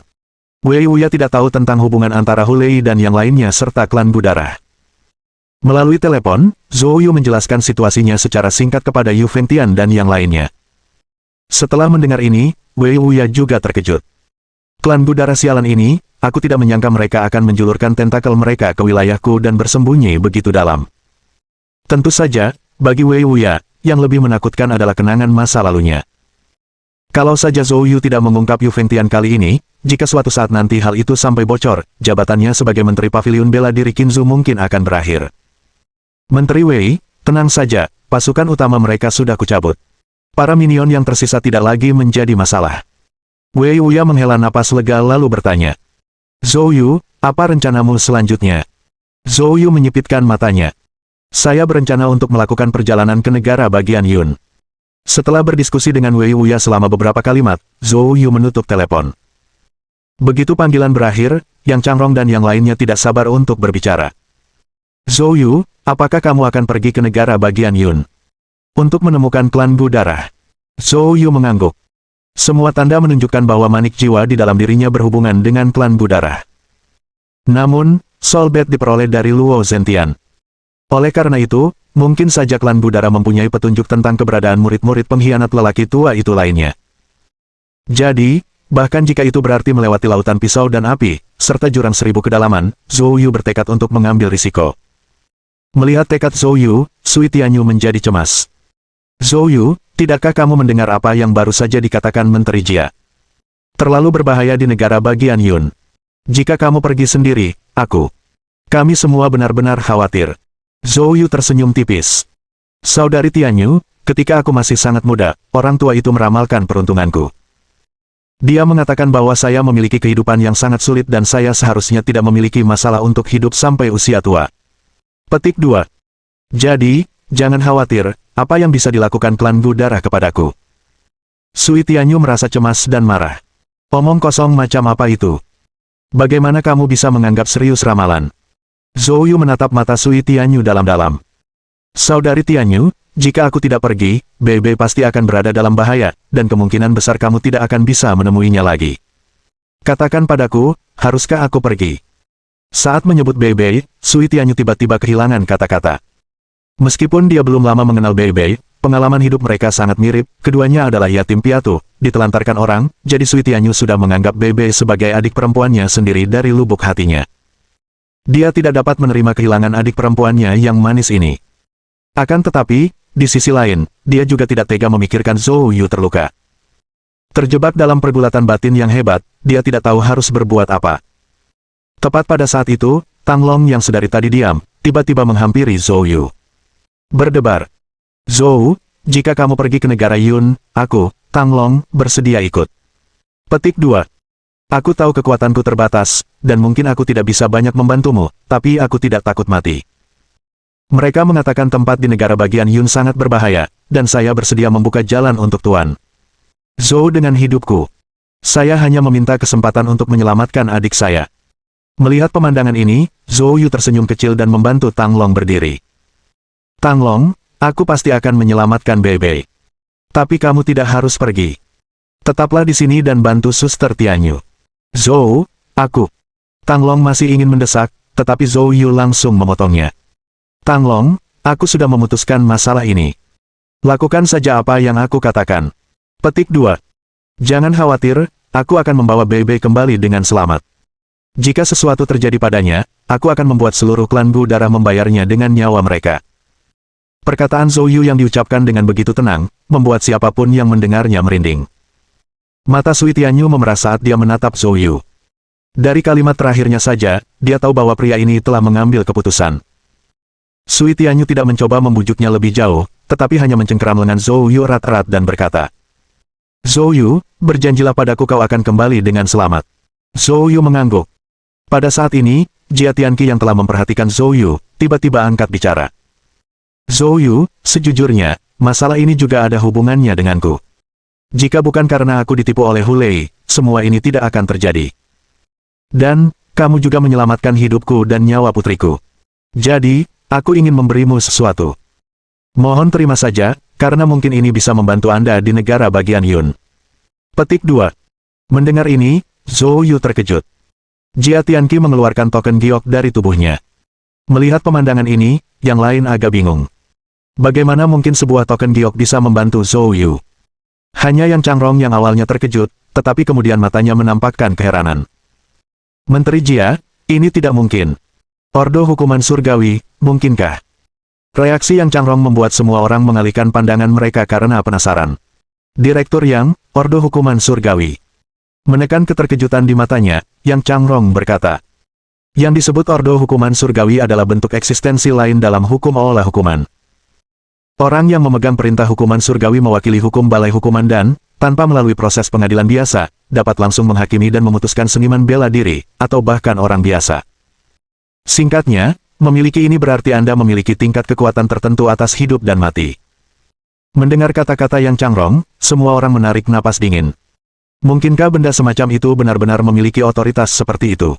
Apakah itu nyata? Menghadapi keheranan semua orang, Yang Changrong segera melihat ke arah Jia Tianqi. Menteri Jia, apakah yang saya katakan benar? Bab 882. Diterima.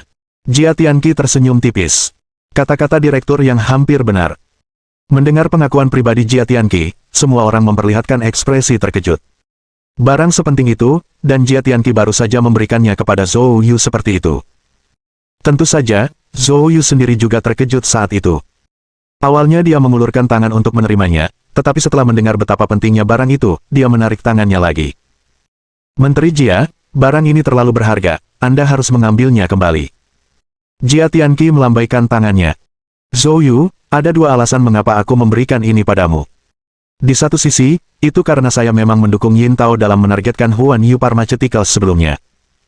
Saya akui itu bukan hal yang paling benar untuk dilakukan, tetapi Anda tidak menyimpan dendam dan bahkan menyelamatkan nyawa kami, terutama nyawa putri saya. Saya sangat berterima kasih kepada Anda atas hal itu. Petik 2. Di sisi lain, jika aku ingat dengan benar, pengangkatanmu sebagai Menteri Paviliun Bela Diri Kota Hu telah memulai prosedur internal di Paviliun Bela Diri dan olah hukuman, dan akan segera diresmikan. Yang Changrong, Yang Siwu, Sui Tianyu, dan lainnya tidak menyadari bahwa Zhou Yu akan menjadi Menteri Paviliun Bela Diri Kota Hu. Pada saat ini, mendengar Jia Tianqi mengatakannya, mata semua orang terbelalak karena takjub. Menteri Paviliun Bela Diri Kota Hu. Zhou Yu akan memegang posisi sepenting itu. Ya Tuhan, ini sungguh tidak dapat dipercaya. Diketahui bahwa meskipun ada lebih dari selusin Menteri Paviliun Bela Diri di negeri naga, posisi di ibu kota dan Kota Hu tidak dapat disangkal lebih penting daripada yang lain. Zhou Yu menjadi Menteri Paviliun Bela Diri Kota Hu begitu cepat, kecepatannya terlalu dilebih-lebihkan. Semua orang memandang Zhou Yu seolah-olah mereka sedang melihat monster. Zhou Yu hanya bisa tersenyum kecut. Semuanya, jangan menatapku seperti itu. Posisi ini belum tentu merupakan hal yang baik, saya menerimanya karena saya tidak punya pilihan lain. Petik 2. Jia Tianqi mengangguk dan berkata, benar saja, saat ini di Kota Hu, situasinya rumit dan tidak jelas, penuh dengan arus bawah yang tersembunyi. Bagi kebanyakan orang, hal itu bisa sangat berbahaya hingga tidak ada sisa-sisa yang tertinggal. Penyebab kematian Menteri terakhir Paviliun Bela Diri Kota Hu bahkan belum diketahui. Anda bisa bayangkan betapa dalamnya masalah ini. Petik 2. Mendengar kata-kata Jia Tianqi, semua orang tiba-tiba terkesiap. Sebelumnya ketika Zhou Yu mengatakan dia menyetujuinya karena tidak punya pilihan, Yang Siwu dan yang lainnya menganggap Zhou Yu bersikap terlalu rendah hati. Tetapi sekarang, dengan apa yang dikatakan Jia Tianqi, semua orang mulai merasakan krisis yang terlibat. Setelah dipikirkan lebih lanjut, posisi ini sungguh bukan sesuatu yang bisa dipegang sembarang orang. Kemudian, Jia Tianqi mengubah nadanya dan berkata, lagi pula, bukankah kamu berencana untuk pergi ke negara bagian Yun? Jika kau benar-benar berencana untuk menghadapi klan Gudara, akan lebih baik jika kau bisa mendapatkan beberapa informasi dari Paviliun Bela Diri Yunzu. Lagi pula, mereka adalah yang paling dekat dengan klan Gudara. Petik 2. Dengan ini, kamu mungkin benar-benar bisa mendapatkan bantuan dari Paviliun Bela Diri Yunzu. Kata-kata Jia Tianqi adalah persis apa yang dibutuhkan Zhou Yu. Memang, pergi sendiri ke negara Yun yang belum dikenalnya, jika dia bisa mendapatkan bantuan Paviliun Bela Diri setempat, itu akan jauh lebih efektif. Zhou Yu tidak ragu lagi. Terima kasih, Menteri Jia. Kalau begitu aku akan menerimanya. Zhou Yu menerima perintah hukuman surgawi. Jia Tianqi terkekeh. Mulai sekarang, jangan terlalu formal, aku seumuran dengan Patua Yang, panggil saja aku Paman. Baiklah, Paman Jia. Pada saat ini, Yang Changrong berbicara dengan perasaan emosional. Sejujurnya, aku sudah mengenalmu selama bertahun-tahun, dan aku selalu berpikir kamu dingin dan kejam, tidak mudah didekati, tapi aku tidak menyangka kamu juga punya sisi ini. Jia Tianqi menghela nafas dan berkata, tidak ada pilihan lain, menempati posisi seperti itu di Departemen Disiplin Balai Hukuman memang tampak bergengsi dan berkuasa, namun, kenyataannya, seperti berjalan di atas es tipis, sangat sulit. Satu gerakan ceroboh bisa menyinggung orang lain melebihi imajinasi. Petik 2. Ambil saja perintah hukuman surgawi ini, misalnya. Memegangnya memang memberi kendali atas hidup dan mati, tetapi semuanya memiliki pro dan kontra. Faktanya, banyak seniman bela diri memiliki pendukung yang kuat, jadi tidak mudah untuk menggunakannya. Petik 2. Saya pernah menggunakannya untuk menghadapi seorang seniman bela diri yang telah menganiaya lebih dari selusin siswi. Siapa sangka, di baliknya ada sosok besar. Petik 2.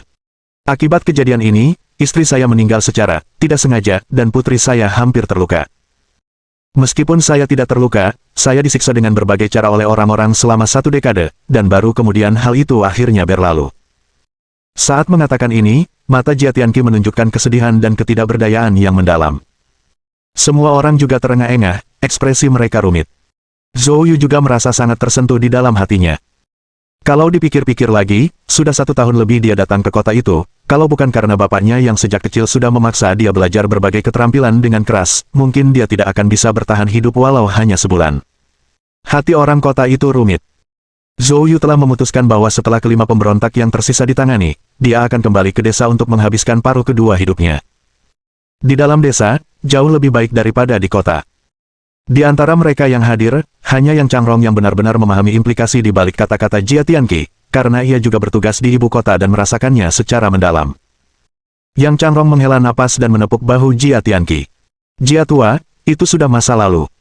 Biarkan saja itu menjadi masa lalu. Petik 2. Jia Tianqi menarik napas dalam-dalam, lalu tersenyum. Kemudian, Yang Changrong menatap Zhou Yu. Ngomong-ngomong, kamu belum punya tempat tinggal di Yunzhu, kan? Saya punya teman yang merupakan manajer senior di Hotel Bintang 5 di sana, saya akan memintanya untuk mengatur akomodasi untuk Anda. Zhou Yu tidak ragu-ragu. Kalau begitu, terima kasih, Paman Yang. Yang Changrong melambaikan tangannya, menandakan tidak perlunya ucapan terima kasih. Pada saat ini, Yang Xiu maju ke depan. Dia mengeluarkan gelang dan berkata, Zhou Yu, gelang ini diberikan kepadaku oleh tetua Sun Ling untuk diwariskan kepadamu. Dia berkata, jika kamu akan menghadapi klan Budarah, ini bisa sangat membantumu. Zhou Yu tertegun sejenak, lalu mengangguk dan mengambil gelang itu. Tuan Olayang, tenang saja, aku akan menyelamatkannya. Yang Xiu tidak mengatakan apapun lagi. Dia hanya berkata dengan sungguh-sungguh. Zhou Yu, hati-hati dengan semuanya. Saya akan. Setelah mengucapkan selamat tinggal kepada semua orang, Zhou Yu juga menelepon Wei Wuya dan Qi Guochang secara terpisah untuk memberitahu mereka tentang rencananya. Setelah menelepon, Zhou Yu langsung pergi ke bandara. Sui Tianyu mengantarnya ke sana. Bab 883 Li berubah. Sui Tianyu mengantar Zhou Yu ke bandara, dan sepanjang perjalanan ke sana, Sui Tianyu tidak mengatakan sepatah kata pun.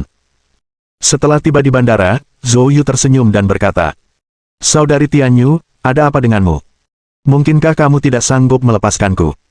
Zhou Yu hanya bercanda, tetapi tiba-tiba Sui Tianyu mendongak ke arahnya dan mengangguk berat. Ya, aku tidak sanggup melepaskanmu. Baru saat itulah Zhou Yu menyadari bahwa mata indah Sui Tianyu berwarna merah, dan sudut matanya berkilauan karena air mata. Zhou Yu tiba-tiba merasa sedikit gugup. Saudari Tianyu, apa?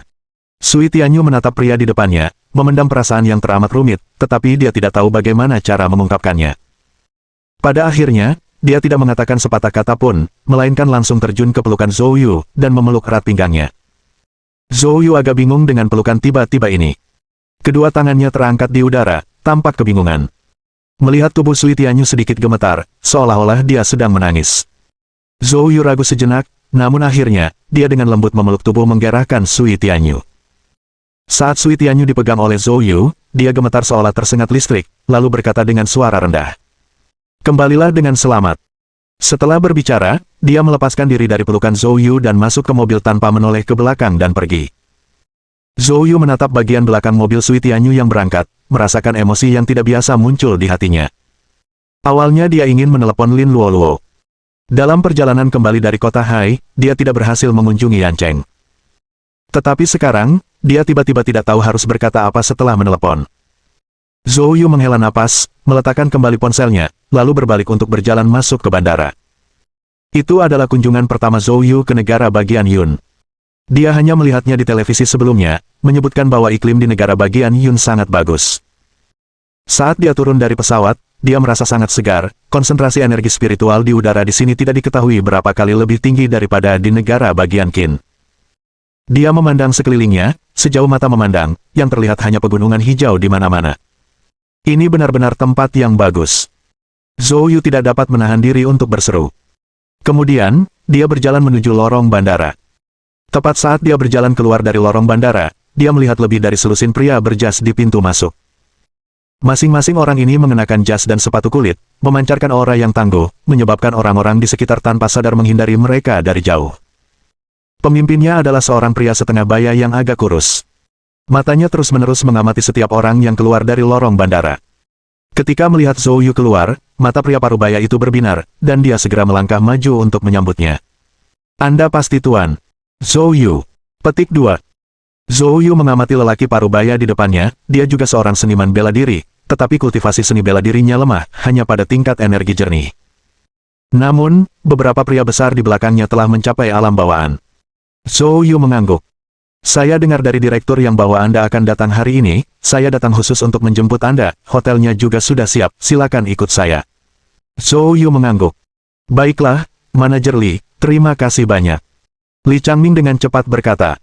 Jangan sebutkan itu kehormatan saya. Jika ada yang kurang dalam keramahan saya, mohon bersabar. Petik 2. Kamu juga bisa memanggilku Li, kata Zhou Yu. Zhou Yu tersenyum sedikit. Kamu jauh lebih tua dariku, aku akan memanggilmu kakak Li.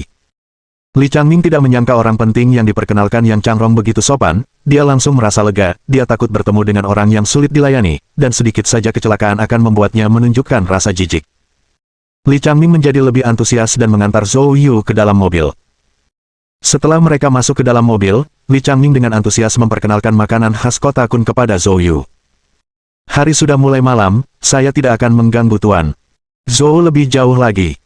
Saya bertanya-tanya apakah Anda punya waktu besok. Saya ingin mengundang Anda makan, hanya untuk menunjukkan rasa terima kasih saya. Petik 2. Setelah menyadari bahwa Zhou Yu tidak berpura-pura, Li Changming tidak sabar untuk memperdalam perkenalan mereka. Lagi pula, Zhou Yu memiliki hubungan dekat dengan Yang Changrong, dan menjalin hubungan baik dengan Zhou Yu pasti akan menguntungkannya. Zhou Yu tidak menolak, sesungguhnya, dia juga ingin belajar lebih banyak tentang situasi di kota Kun, jadi dia setuju. Itu mungkin saja. Mendengar Zhou Yu setuju, Li Changming menjadi semakin bersemangat. Pada saat itu, ia tiba-tiba terbatuk beberapa kali, batuknya sangat keras sampai mukanya memerah. Zhou Yu memperhatikan dan tatapannya sedikit menajam. Li Changming mengangguk agak terkejut. Ya, bagaimana kamu tahu? Zhou Yu tersenyum dan berkata, saya tahu sedikit tentang kedokteran. Saya pikir mungkin ada beberapa masalah dengan kesehatan Anda, Saudara Li. Ketika kita kembali, aku bisa mencarimu. Petik 2. Li Changming dengan cepat berkata, saya tidak menyangka Tuan. Zhou, yang masih sangat muda, juga tahu tentang pengobatan, itu sungguh luar biasa. Kalau begitu, aku akan merepotkanmu. Zhou Yu dapat mengetahui bahwa Li Changming tidak sepenuhnya mempercayai kata-katanya, ucapannya lebih merupakan bentuk kesopanan. Zhou Yu hanya tersenyum dan tidak berkata apa-apa lagi. Setengah jam kemudian, Zhou Yu tiba di Hotel Sunlight International. Di bawah pengaturan Li Changming, Zhou Yu segera menempati kamar presiden di lantai atas.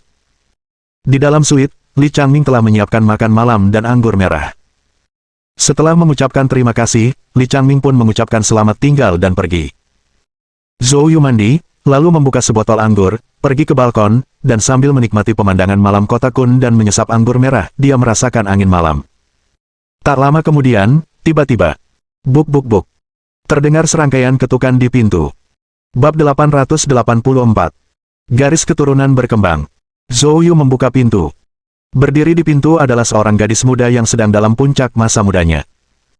Gadis itu berusia sekitar 18 tahun lebih sedikit, dengan rambut hitam legam yang mencapai pinggangnya dan kulitnya begitu putih sehingga tampak bersinar, lembut dan halus sampai-sampai mudah patah jika dipukul. Yang fatal adalah gadis ini berpakaian sangat terbuka. Bagian atas tubuhnya hanya dibalut dengan tube top sederhana yang menutupi puncak tubuhnya yang indah. Di bagian bawah, dia mengenakan rok pendek dan mengenakan sepasang sepatu kanvas. Kesan yang diberikan gadis itu sungguh murni dan pedas. Di dunia ini, mungkin tidak banyak pria yang bisa menolak kecantikan yang begitu luar biasa. Tepat ketika Zhou Yu hendak berbicara dan bertanya siapa dia, gadis itu tiba-tiba melemparkan dirinya ke pelukan Zhou Yu dan memeluk pinggangnya erat. Pada saat itu, Zhou Yu merasakan kelembutan luar biasa dan aroma samar gadis itu menyelimutinya. Kalau saja dia tidak merasa bahwa gadis itu bukanlah seorang pendekar bela diri melainkan orang biasa, dia pasti sudah bergerak. Kini, dipeluk oleh gadis itu, tubuh Zhou Yu bergetar hebat. Dia pun cepat-cepat mencengkeram lengan halus gadis itu, dan dengan paksa mendorongnya menjauh. Siapa kamu? Siapa yang kamu cari? Zhou Yu bertanya dengan dingin. Setelah didorong oleh Zhou Yu, gadis itu memeluk lengannya sendiri dengan erat, tampak malu-malu dan berkata. Zhou Yu membalas. Gadis itu menggelengkan kepalanya, namun dengan keras kepala berkata. Saya tidak mengenal Anda, tetapi saya dapat memenuhi semua permintaan Anda. Tolong, jangan mengusirku. Di mata gadis itu tampak pandangan memohon. Zhou Yu dapat dengan jelas merasakan ketakutan dan kegelisahan di hati gadis itu. Kalau dia tidak salah, gadis ini pasti dipaksa datang ke sini. Lagi pula, orang yang memaksanya pasti memiliki kendali atas apa yang paling ia pedulikan. Dia baru saja tiba di kota Kun dan seharusnya tidak mengenal siapapun di sini, jadi mengapa ada orang yang memaksa gadis ini untuk datang kepadanya? Namun, dia tidak mempersulit gadis itu. Zhou Yu berbalik dan berjalan masuk kembali. Zhou Yu kembali ke ruang tamu, duduk di sofa, dan bersiap untuk menanyakan beberapa pertanyaan padanya. Akan tetapi, baru saja dia duduk dan menoleh, dia melihat gadis itu sudah mulai menanggalkan pakaiannya, bagian atas tubuh bagian atasnya telah dilepas, dan dia sedang melepas sepatunya. Untuk sesaat, Zhou Yu hampir mengalami mimisan. Tidak dapat disangkal bahwa kombinasi antara penampilan seorang gadis muda dan sosok yang jahat secara visual sangat luar biasa. Terutama bagi seseorang seperti Zhou Yu dengan vitalitas yang kuat, dia merasa tubuhnya akan meledak. Dia dengan cepat mengedarkan teknik kultivasinya untuk menekan hasrat yang meningkat, lalu dia berteriak dengan tegas. Segera kenakan kembali pakaianmu. Kalau tidak, aku akan mengusirmu sekarang juga. Teriakan Zhou Yu membuat gadis itu ketakutan hingga menggigil. Setelah itu, air mata mulai menggenang di matanya yang cerah, dan bagaikan mutiara yang jatuh dari tali, air mata itu mulai menetes ke bawah. Gadis itu hanya berdiri di sana, mulai menangis pelan. Melihat ini, Zhou Yu benar-benar terdiam. Karena tak berdaya, ia pun segera bangkit, menyibakkan selimut dari tempat tidur, menghampiri gadis itu, lalu menyelimuti tubuh telanjangnya. Lalu dia berkata dengan garang, "Jika kamu menangis lagi, aku akan mengusirmu sekarang juga. Coba bayangkan, kalau kamu dibuang dan tergeletak telanjang di jalan, bayangkan apa yang akan terjadi." Mendengar apa yang dikatakan Zhou Yu, gadis itu langsung ketakutan. Dia segera menyeka air matanya dan berhenti menangis. Zhou Yu menghela napas lega dalam hatinya, tetapi wajahnya tetap dingin. Dia duduk di sofa lagi, menatap gadis itu, dan berkata, "Sekarang, jawablah apapun yang aku minta. Siapa namamu? Siapa yang mengirimmu ke sini? Dan kenapa kamu datang ke sini?" Mendengar hal itu, gadis itu pun membuka mulutnya, seolah ingin berbicara tetapi terlalu takut untuk mengatakan apapun, dan akhirnya ia memilih diam. Bagian terburuknya adalah air mata kembali membanjiri mata cerah itu. Zhou Yu yang terdiam, terus berbicara. "Aku tidak tahu apa yang kamu khawatirkan. Tapi saya bisa katakan dengan jelas, ini pertama kalinya saya di kota Kun, saya tidak kenal siapapun di sini, dan saya tidak punya ikatan apapun dengan penguasa setempat. Jadi, jika ada yang memeras atau memaksa Anda bisa langsung memberi tahu saya." Petik 2. Mungkin, aku bahkan bisa membantumu. Jika kamu tetap diam, aku akan mengusirmu sekarang juga. Aku sudah mengatakan apa yang perlu kukatakan, sekarang giliranmu untuk mempertimbangkan. Perkataan Zhou Yu ini tampaknya telah menyentuh hati gadis itu. Dia tiba-tiba mengangkat kepalanya untuk menatap Zhou Yu. "Kamu benar-benar tidak mengenal mereka. Siapakah mereka?" Zhou Yu segera bertanya. Gadis itu menatap tajam ke arah Zhou Yu, dan setelah beberapa saat, seolah-olah dia sudah mengambil keputusan, dia berkata, "Orang yang mengirim saya ke sini adalah Ku Hao, manajer umum Hotel Sunlight International. Manajerku meminta saya untuk memastikan saya melayani Anda dengan baik dan menjelaskan tujuan kunjungan Anda serta latar belakang Anda. Jika aku tidak melakukan ini, orang tuaku mungkin." Saat dia berbicara, air mata gadis itu mulai jatuh lagi. Alis Zhou Yu berkerut. "Berhenti menangis dulu. Bukankah Li Changming, manajer umum Sunlight International Hotel, yang bertanggung jawab atas operasional? Siapakah Ku Hao ini?" Gadis itu menjawab, "Manajer Li bertanggung jawab atas operasi, dan manajerku bertanggung jawab atas keamanan dan personel. Mereka bertanggung jawab atas departemen yang berbeda, tetapi keduanya sering berselisih dan sering berselisih." Petik 2. Zhou Yu menyipitkan matanya, bertanya lebih lanjut. Bab 885. Perebutan kekuasaan dan keuntungan. "Jadi, dia pikir kamu pasti sosok yang sangat kuat, dan itulah alasannya. Dia mengirimku kepadamu." Zhou Yu tertegun. Dia tidak menduga ini akan menjadi alasannya. Tampaknya, tanpa disadari, ia telah terjerat dalam perebutan kekuasaan antara dua manajer umum. Ini benar-benar kasus masalah yang datang dari langit saat sedang duduk di rumah. Tapi itu tidak benar. Ini tidak bisa disebut masalah, setidaknya gadis yang ditemukan Ku Hao memang luar biasa. Zhou Yu menatap gadis itu dan berkata, "Sekarang, mari kita bicara tentangmu. Mengapa kamu membiarkan Ku Hao memanipulasi kamu?" Suara gadis itu bergetar ketika dia berkata, "Nama saya Jiang Lai. Orang tua saya adalah karyawan hotel ini.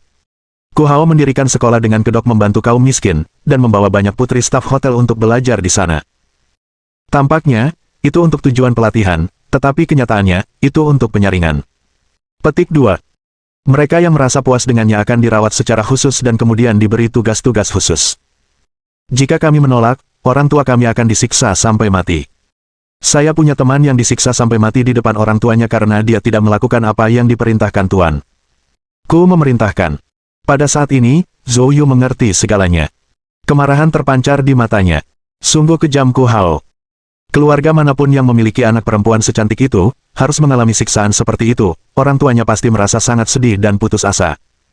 Zhou Yu tidak bisa menahan diri untuk berseru dengan marah. Tidak adakah yang mengelolanya? Ketakutan muncul di mata Jiang Lai. Keluargaku memiliki kekuasaan absolut di kota Kun, mereka dapat melakukan apa saja tanpa konsekuensi. Jadi, saudaraku, kumohon padamu, bawalah aku bersamamu. Kalau tidak, jika aku gagal dalam tugas ini, nasibku akan sangat buruk. Saat Jiang Lai berbicara, dia kembali mendekati Zhou Yu. Saudara, ini hampir membuat darah Zhou Yu mendidih lagi. Dia segera minggir ke satu sisi, sambil memaksa dirinya untuk tenang. Jiang Lai, aku perintahkan kamu untuk duduk di sana. Zhou Yu menunjuk ke sofa di dekatnya. Jiang Lai menatap Zhou Yu dengan mata besar dan bertanya dengan takut-takut. Saudaraku, apakah kamu menganggapku kotor? Saya yakinkan Anda, saya murni. Meskipun Tuan, ku telah melihat dan menyentuh tubuhku, dia tidak berbuat lebih dari itu. Katanya, menjaga kesucianku akan lebih berguna di masa depan, sekali ternoda, aku tak akan ada nilainya. Petik 2. Zhou Yu membuat wajah tak bisa berkata apa-apa. Dia tidak tahu berapa kali dia terdiam malam ini. Bukannya aku menganggapmu kotor. Aku tahu kamu murni. Zhou Yu terdiam lagi. Baiklah, sekarang setelah aku tahu situasinya, sebaiknya kau kembali. Besok, hubungi tuan Anda. Ku di sini, aku ingin berbicara dengannya secara langsung. Petik 2. Mendengar kata-kata ini, Jiang Lai langsung panik. Dia berlutut di tanah sambil mengeluarkan suara, plop. Kakak, tolong jangan suruh aku pergi. Jika aku meninggalkan tempatmu malam ini, nasibku akan suram, dan orang tuaku mungkin juga tidak akan selamat. Melihat Jiang Lai begitu ketakutan, Zhou Yu tidak dapat membayangkan ancaman dan pelajaran seperti apa yang telah diterimanya sebelumnya. Dia mengerutkan kening. Baiklah kalau begitu, pergilah cari kamar tidur untuk tidur. Besok, aku akan mengajakmu menemui Tuan. Ku dan selesaikan masalah ini, pastikan bahwa baik kamu maupun orang tuamu tidak akan terluka. Petik 2. Dengan jaminan Zhou Yu, Jiang Lai kemudian memeluk selimutnya, menoleh ke belakang 3 langkah sekaligus saat dia berjalan memasuki kamar tidur. Zhou Yu kemudian pergi ke balkon, mengeluarkan teleponnya, dan menelepon Li Changming. Zhou, apa yang perlu aku lakukan? Saudara Li, Anda punya manajer umum bernama Ku Hao, kan? Li Changming terkejut. Dia tidak menyangka Zhou Yu akan bertanya tentang Ku Hao. Dia buru-buru mengangguk dan berkata. Zhou Yu tidak ingin menjelaskan lebih lanjut tentang masalah ini, dia hanya berkata. Saudara Li, undang dia makan malam besok, saya ingin bertemu orang ini. Mendengar ini, jantung Li Changming mulai berdebar gelisah. Ku Hao adalah musuh bebuyutannya. Dalam perebutan kekuasaan mereka, Li Changming selalu berada pada posisi yang tidak menguntungkan. Padahal, situasi saat ini di hotelnya sudah genting. Alasan dia begitu tekun menangani Zhou Yu sekarang adalah karena dia belajar melalui Yang Changrong tentang latar belakang Zhou Yu yang signifikan, dengan harapan dapat memenangkan hati Zhou Yu, meningkatkan koneksinya, dan mengamankan posisinya. Oleh karena itu, sejak awal ketika dia pergi menjemput Zhou Yu, dia bersikap waspada terhadap Ku Hao. Tetapi dia tidak menyangka Zhou Yu akan tiba-tiba mengambil inisiatif untuk menemui Ku Hao. Untuk sesaat, pikiran Li Changming kacau.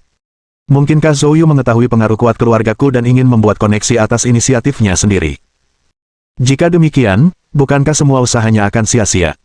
Dengan mengingat hal ini, Li Changming tiba-tiba menjadi ragu-ragu. Tuan. Zhou, apakah karena aku melakukan kesalahan saat menjamumu, atau? Saudara Li, penyambutanmu sangat baik, aku hanya ingin melihat Ku Hao ini. Apakah itu sulit? Zhou Yu membalas. Li Changming buru-buru menggelengkan kepalanya. Tidak sama sekali, tidak sama sekali. Baiklah kalau begitu, aku akan memberitahunya sekarang, tapi dia mungkin tidak akan memperhatikanku. Li Changming sebenarnya sedang bermain trik, saat itu sudah dini hari, dan berdasarkan apa yang diketahuinya tentang Ku Hao, dia pasti sudah tergeletak di atas seorang wanita sekarang. Jadi, jika meneleponnya, Ku Hao mungkin tidak akan menjawab. Jika Ku Hao tidak menjawab, maka Li Changming tidak dapat disalahkan. Zhou Yu tersenyum dan berkata, Saudara Li, pastikan untuk memberitahunya. Li Changming menutup telepon dan segera menghubungi Ku Hao. Mohon dukungan dari omom ante-ante sekalian, buat subscribe atau sharekan novel Mimin ke Facebook kalian, agar channel Mimin bisa terus berkembang. Dengan begitu, Mimin bisa lebih semangat untuk up novel seru lain ke depannya. Buat teman-teman yang sudah subscribe dan sharekan novel Mimin, Mimin ucapkan terima kasih sebanyak-banyaknya. Sekiranya teman-teman menghadapi masalah video diputar dalam bahasa Inggris, coba tukar kepada bahasa Indonesia original melalui cara ini. Semasa mendengarkan, pencet tombol setting di atas kanan video, pilih audio track dan tukar bahasa.